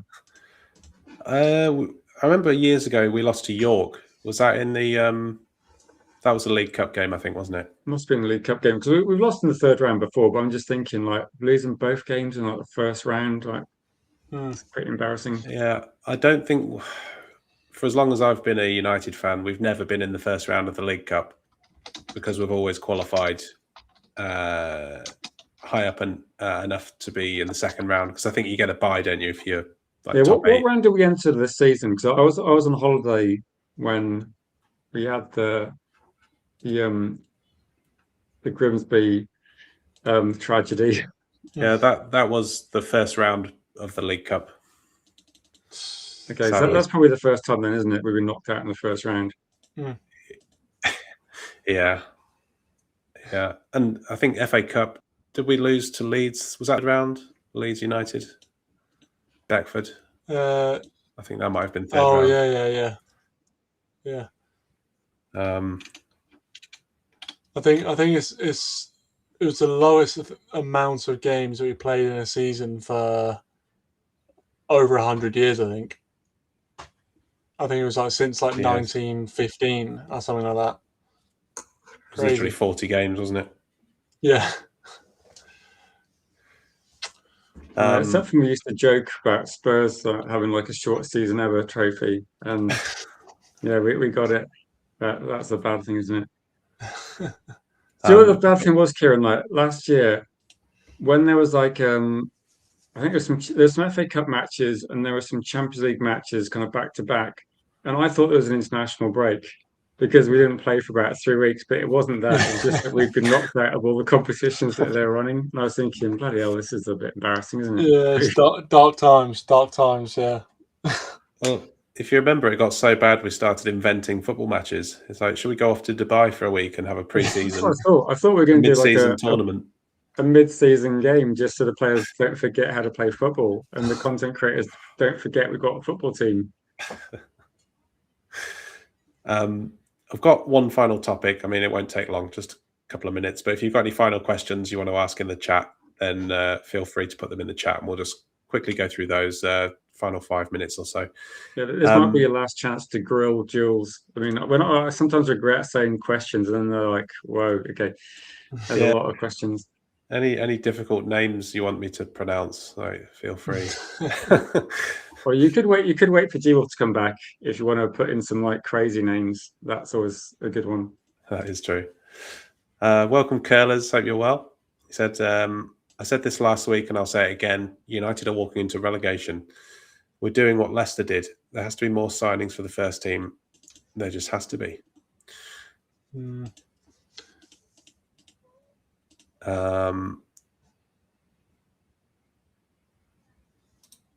Yeah, Jeff, no, we don't have Grimsby. I'm not sure if the League Cup draw has actually been made. And I'm not even sure Grimsby will be in it. Are they still a football league team? Are they I don't know. We can't be happy that Grimsby are too poor to be in that competition. Yeah, we've dodged the bullet. Dodged a potential giant killing. Yeah. Big up to Gregory as well. Good to see Gregory. Always good to see Gregory in the chat. Big up Gregory. Yeah, big up Gregory. Almac says, how can we finish below Man City 13 years in a row? That tells you something is wrong. Yeah, that season under Van Gaal where we lost on the last day of the season to West Ham. That's where we dropped below Man City, wasn't it? In the table, they qualified for Champions League because we lost at Upton Park, which is meant the run went on another year. 13 years. Wow, that's scary. That's ridiculous, isn't it? Hmm.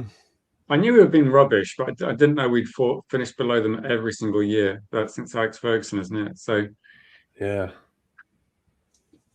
that should be a wake-up call. So the final story was Manchester United are involved in a midfield transfer.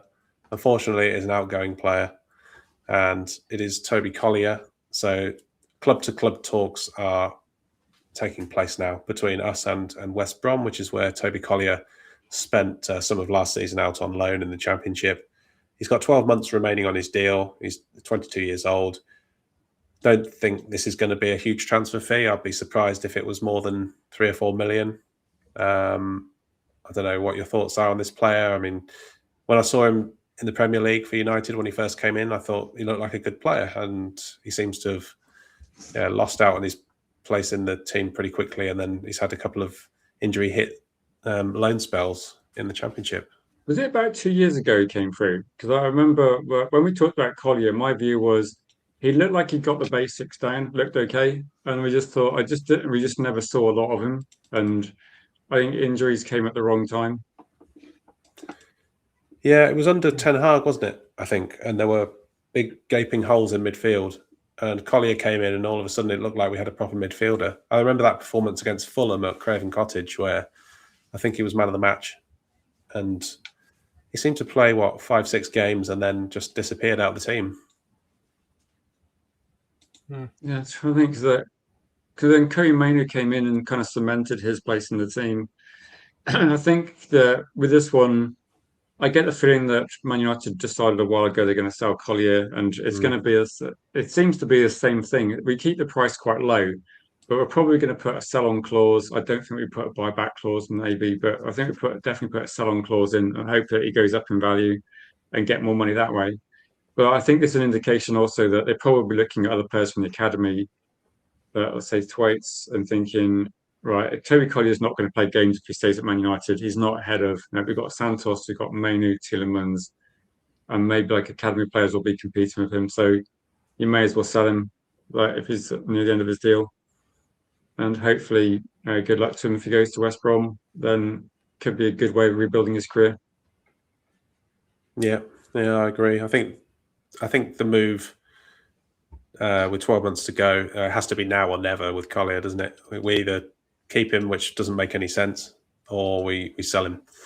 And I think I agree with you, Rich. I think to maximise the potential future revenue on Collier is to put in a sell-on clause, maybe something like, I don't know, 25, 30%, something like that. Keep the transfer fee low, but hope that with maybe 2 or 3 good seasons in the Championship that he becomes a player worthy of moving for, say, 15, 20 million maybe. It's not, I don't think that would be totally unexpected, for a good Championship player these days. So yeah, it's a shame for me because I thought he was going to come to something at United, but I guess you can't always make it at United. You're in the minority if you do. So good luck to him at West Brom. Thanks, Gregory. Spending some more time with my young family. My son's starting a new school in September, so it's going to be a few changes to our routine. But I'll be in the chat and maybe come on call-in shows, etc. from time to time. So I'll still be around, and you'll be able to share your views with me in there as well. So make sure you do that. He's also passed on some feedback to Jules Jr. A lot of people in the comments were happy with him, saying he had some interesting points and I think made a good contribution to the show as well. So obviously, like yourself, you're welcome to bring on the grassroots football players as well, which is always good. He's really into his football and he loves United, so he's always got plenty to say. and he often watches this stream as well. He doesn't have his own account, so he can't comment or anything, but he does watch. I'll have to watch my swearing. I don't tend to swear too much unless people mention like certain things, but I try to avoid any Ganacho chat, and it kind of makes it absolutely fine. Well, I always have your stream on in the kitchen when I'm doing the washing up in the evening. So depending on who's been on the show, I know whether to put my headphones on or not, or whether I keep it on the loudspeaker. But yeah. You say I'll get Kieran on more, and it'll be safe for younger ears. Put that way. Gregory says, could United have had a worse transfer window if they'd tried without selling off the few players who will be starting at United for a few more seasons? I'm not sure. Is it literally the least eventful transfer window we can ever remember? Like in terms of like covering it on YouTube, it's literally like a barren wilderness out there for info. Yeah, it's up there. Yeah. Sometimes like I message Jules and say, Jules, what are you gonna do with the stream on so I can help with the thumbnail? And Jules is like, I'm looking for information. Yeah. And people message me and go, what's the topic of the stream? I go, I don't know, news. I don't know what it is. Almac says, should we sign Bergval for the female Manchester United fans, or maybe male Manchester United fans as well, for that matter? Well, no, but Berber said that he thought we got a coach for the women's team for the male fans. So why not?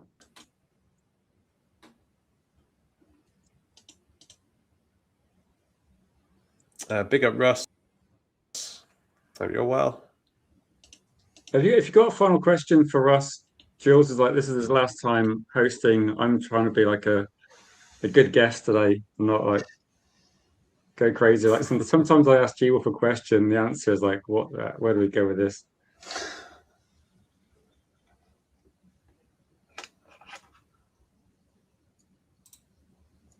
Almac says, over the last decade, we had a gross spend equal to Man City, but their net transfer spend is about half of ours because our players have no resale value or longevity.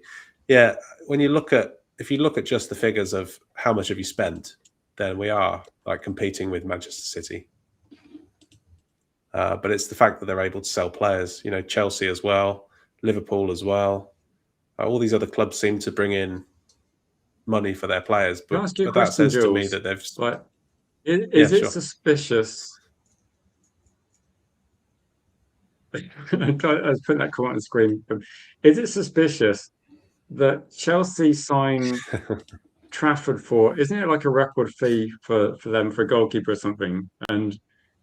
Or it's some sort of record for a goalkeeper from that league or something. Anyways, they spend big money on Trafford. He plays like a couple of games, and then they sell him for a profit. Like that is not good business. That is highly suspicious, isn't it? That's beyond good business. So I think with City getting good money for their players, it is so suspicious. Yeah, and it's not the only one that they've done in recent times where you can, smell something fishy going on. I thought they say money laundering and breaking rules, but I mean, those phrases do suddenly come to mind. I mean, I don't know. Was it Savinio that they bought from their sister club for some like really small fee, and then they were looking to sell him for a huge amount. I'm not sure he actually left in the end, but so they've got a way of bringing in players for like a pittance and then selling them on. I think Trafford they already owned, didn't they, before he went to, was it Burnley? And then they bought him back again, but clearly that wasn't right to begin with. There was something not quite right when they bought him back. And lo and behold, Donnarumma comes in and they sell him on for a profit. So it's almost like it's been engineered to, like they knew it was going to happen, and he's basically just had to sit there on the bench for 12 months rotting and not gaining just much appreciating experience. Value somehow. Yeah. I don't know. All I'm saying is that Man United, we need to break the rules a bit more effectively, because Chelsea and City do it. I will say this: Ross is saying that Arsenal don't sell for big money, and I think also Arsenal play by the rules, Man United play by the rules. and you can see that most clubs that sell players for suspiciously large transfer fees, I think it's a bit dodgy. Yeah, I agree on the Arsenal one as well. I think Van Persie, 20 million, wasn't it, where he came to United? Was it 24 million? Yeah, something like that, wasn't it? Was it 20 million? I think something like that. Yeah, possibly. Which at the time you thought that's quite a reasonable transfer value for a player that was a very important player for Arsenal. So yeah, I think they've not sold too well either. But Liverpool, Man City, and Chelsea are just on another level. Like, it's ridiculous. I wanted to say as well that Mama Flossie, you've got a membership gift. So you're now a United TV First Team member. So I hope you're doing good and you'll be in the next stream as well. Yeah, I should apologise if I talk about Newcastle. It's not in the most polite terms usually. Mama Flossie is a Newcastle fan. Also, big up to you, Jules. Did you gift the membership, Jules? I didn't see the comment. Yeah. But, big thanks to you, Jules, as well. And I think a lot of people watching today or that watched early on today and watch at different times. Hopefully, Jules, we see you back in the calling shows as well, because it'd be nice to get your view. And if you're free as a guest as well, definitely. I feel like every time a Newcastle fan turns up, it's usually myself saying, right, we need to get Lewis Hall, and we need to get, and it's the same as like if a Brentford fan comes in, like we're talking about players that we want to buy. But yeah, I knew the name Flossie, but I didn't realise they were a Newcastle fan. But one of the questions I pinned earlier as well was this one. Looking back, did signing 2 number 10s actually help last year, or should we have gotten a midfielder a midfielder then instead? I guess that's Cunha and Burmo. But that was when we had Amram, who had a very different idea of what he was trying to achieve with the formation, I guess. I think they're good signings, aren't they? But I mean, which serious club only buys like one position on the team in a transfer window? Like, Yeah, because if you employ that philosophy, then it'll take you like 10 years to rebuild a team. And but yeah, I think obviously Casemiro. I think we kind of knew. I think that Casemiro that this season was going to be his last season. And actually, I think the previous season, I was kind of surprised he actually played as well as he did last season. I obviously people talk about that game against Crystal Palace where we lost 4-0 as that kind of the famous lead the football before football leaves you type line.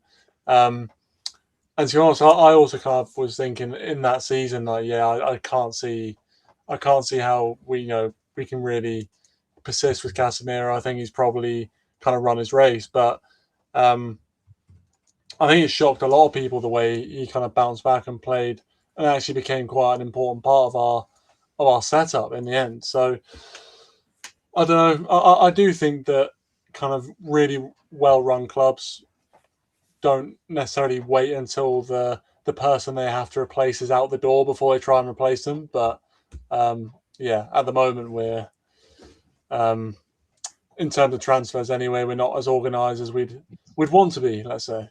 But that's putting it quite politely, I think. Yeah, in the most kind of Do you remember years ago, Kieran, when we moaned about the Glazers and we said we need to get different people making the decisions?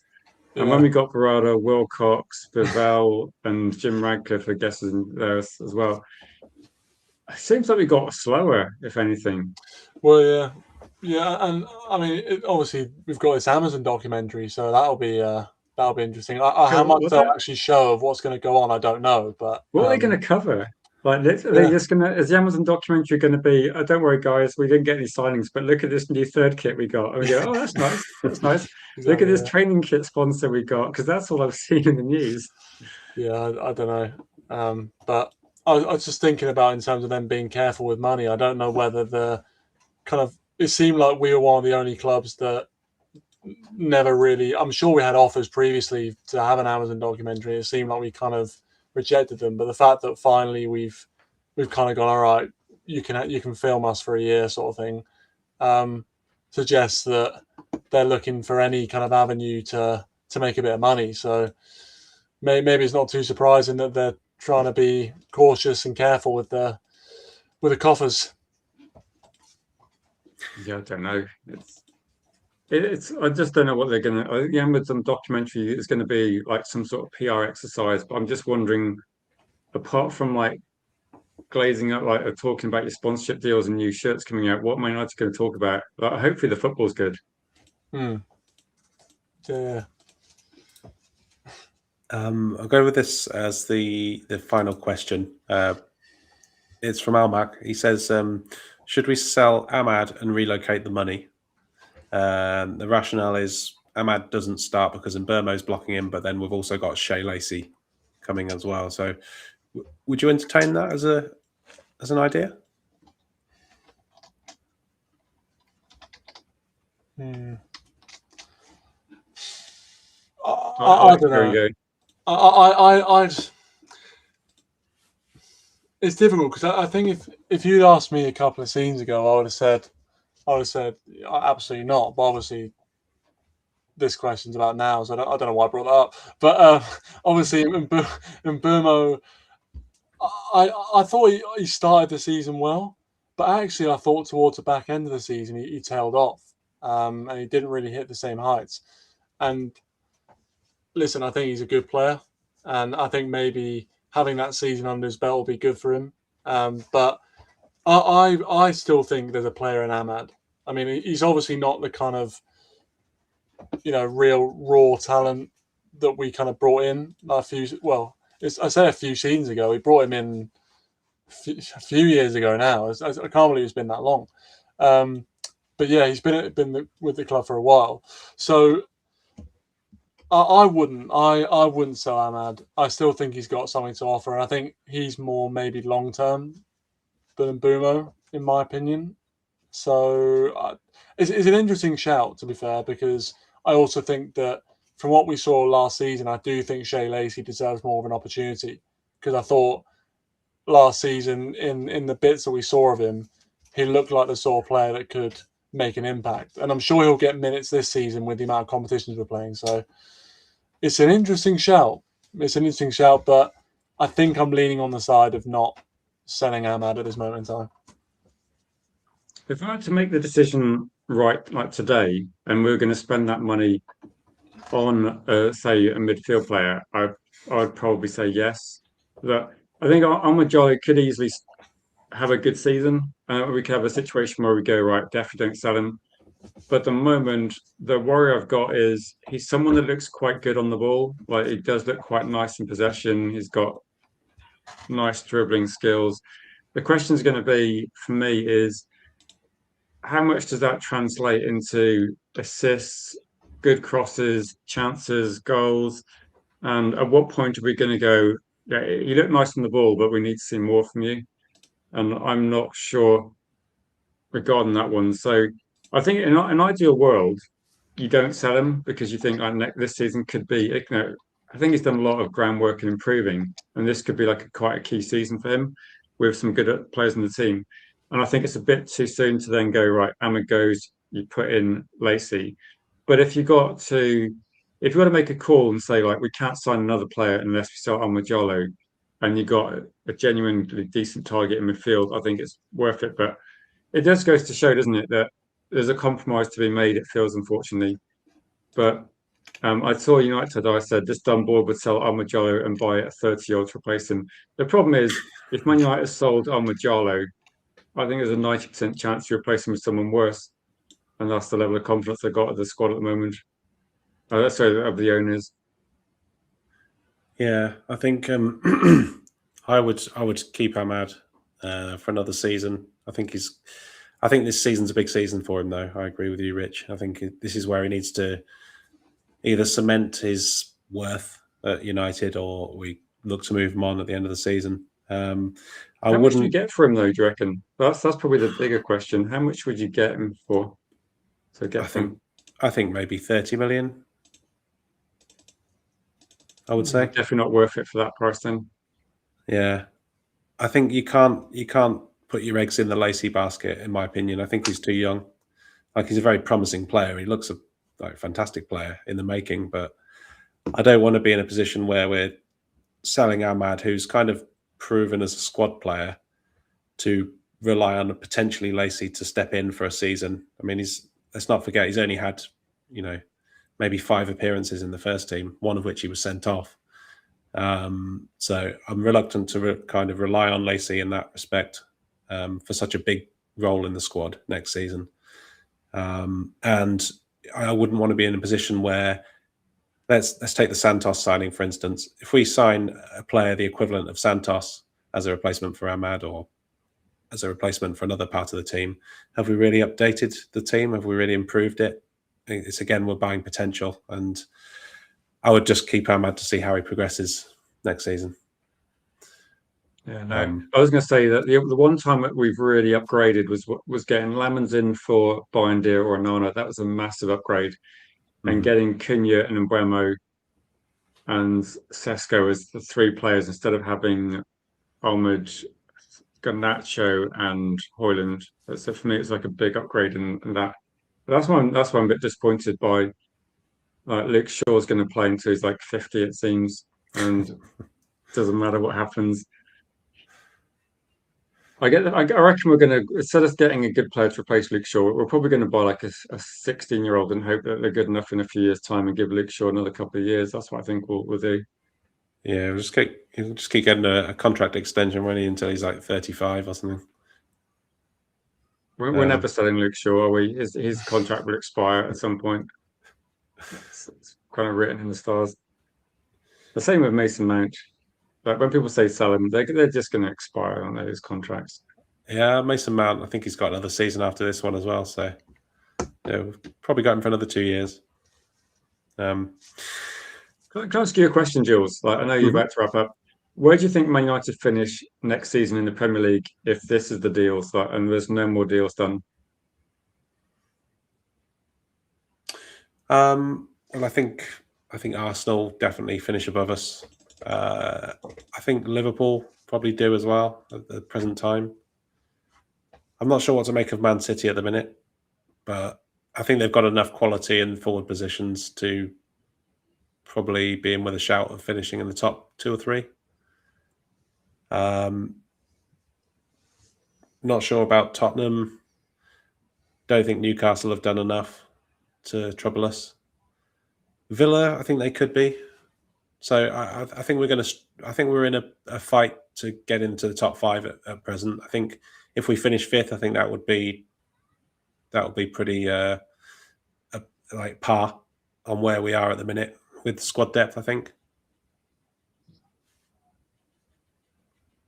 I'm not sure. What do you think? So I've been saying to people that we're going to qualify for the Champions League, and that's kind of my expectation. But that's kind of assuming 5 positions in the Premier League. So that's kind of similar to what you said. And I think I'd put the same teams as well. You think Arsenal, City, Liverpool should be there or thereabouts, shouldn't they? City are maybe the most unpredictable because they're a new manager. Villa, I think we should be trying to finish above Villa, but I think in terms of I don't see Spurs or Chelsea finishing above us unless they have to massively improve, wouldn't they? But I don't know. Yeah, Chelsea. What do you think, Kieran? Like you're the most optimistic fan generally, I know. What's your thoughts? I'm sorry for keeping you so long on the stream. No, it's been good. I've enjoyed it. I mean, it's difficult to be optimistic right now, but I'll give it a go. Yeah, I mean, I think if the window's shut right now, I think it wouldn't be ideal. But I think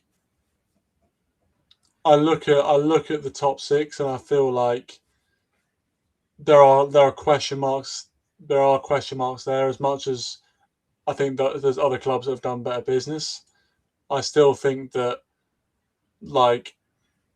you don't fully know how those teams are going to play together. I think teams like Spurs will improve. I mean, the Spurs kind of have to improve from last season, but I think Chelsea under Alonso, a lot of people are talking up him. Obviously, spending the money they have on players like Rodgers. they have a bit of a scattergun approach, to be fair, to their transfers, but you feel like at some stage it will come off. But I don't know. I think I'm hopeful that Santos can be a really good signing. He already looks like he's going to be a good, important player for us and a good signing for us. I do think the amount of games is gonna take its toll a little bit, to be fair. But yeah, I think the only good thing in terms of kind of us trying to qualify for those Champions League places is just that there are other teams with those question marks, and with Carrick being the second longest serving manager in the top 6, which is crazy, really. I think the hope will be that he knows his team a bit better than the other new managers coming in know their teams, and there'll be a bit more of a transitional period. So, yeah, I think if we can hit the ground running, then that will help a lot. I think if we start the season poorly, then the pressure is going to be heaped on Carrick a lot, and I do think that whilst we're short, hopefully the fact that kind of Carrick's had a bit of time with this group of players, that can maybe give him a bit of advantage over some of the other managers that have come in. But yeah, I'd be lying if I said looking at the other squads, I'm too confident. But hopefully we can hit the ground running, and then that gives us a bit of a platform. But yeah, should be interesting.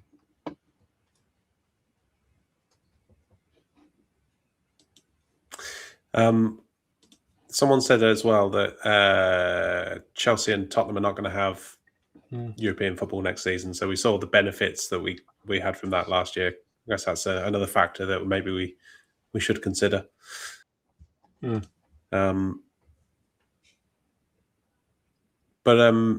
just wanted to say thank you to everyone in the chat. Great comments as always throughout the stream.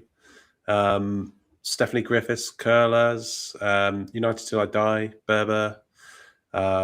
We've had Russ Morgan as well. Old Mickey. We've had Katie, Jeff, Gregory. There's dozens of you in there, so if I haven't said your name, don't worry, I haven't forgotten you. But thank you for the nice comments as well throughout the show. Kieran, once again, nice to speak to you for the first time in a while. So I hope you enjoyed it. I certainly have. And Rich, thank you as well for joining the show. And yeah, it's been a good one. Yeah, thanks, Jules. I'll definitely be bothering you as like a guest slot if you're up for that at some point in the future, and get you on the calling show. Yeah, no problem. Maybe get mini Jules. And yeah, you didn't respond too well to being called Jules Senior, I noticed. I'm only joking. I know I'm the senior, unfortunately. It comes to us all. Hey, Kieran, you said that Jules Jr., I think it was like an upgrade on certain guests I've had in the past. Oh, obviously, right, present company excluded from that one. Oh, yeah. Okay. Yeah. Oh, fair enough. I was thinking like Grassroots is like a decent start. Yeah, Rich Sports Academy. Yeah, he's in the academy at the minute. Oh, cool. Any final comments, guys? No, just that, new season's upon us. I suppose this is the last point in the season where we can dream before it actually starts and reality kicks in. So I suppose if you've got any dreams, get your dreams out this week, because it'll be your last chance. That sounds quite bad, doesn't it? But what's your brother saying? Like, what's your brother thinking? Well, I think as usual, he's kind of carrying on the thing with his I'd say it's not necessarily a dislike, but I think he's still thinking that Bruno Fernandes is not the way forward. I think when we were talking about earlier in the stream, he probably would have said cash in on him and maybe look to the future. So I think he's still obviously with Bruno Fernandes still being there, being captain. I think he feels like there's still a bit of a ceiling on what we can achieve, but then that's his opinion, isn't it? Yeah, but I don't know. Sounds like you disagree. That's quite funny. Yeah. No, I don't know. I do disagree with that, to be honest. But yeah, I don't know. I don't know. I think he's clocked out a little bit, to be fair. But I think as soon if we did sell Fernandez, I think he'd be right back up there. It'd be probably the most enthusiastic United fan there is. But I don't know. I'll have to have a more in-depth chat with him, I'm sure he'll come back on at some point.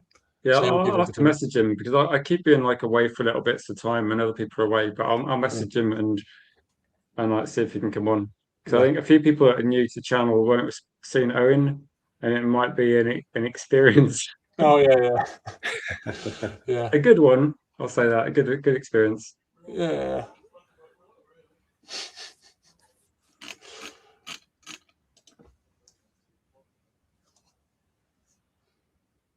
Ready or not, football is back.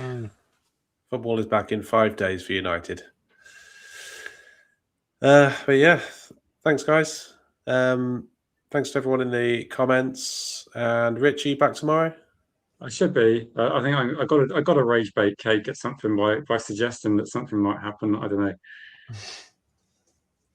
Yeah, tune in tomorrow for the breaking Manchester United transfer news. Yeah, but also I might do I'll do something. One thing I will do a prediction stream, like a tier list. I might do one of those like on my own and just get live chat to like guess where we're going to finish. Because then I've got something that's set in stone of what I predicted, so I can then I don't know criticize myself later on by thinking bloody hell I was a bit overhyping that team. But I'll do that for fun, I think. It always happens. You always see the pundits expected top 4s and top 5s, and then you see like Tottenham finish 17th or something like that. United finish 15th. So it's got a funny way of making us look foolish at different times, football. But make sure you join Rich's stream tomorrow. And until then, have a good evening.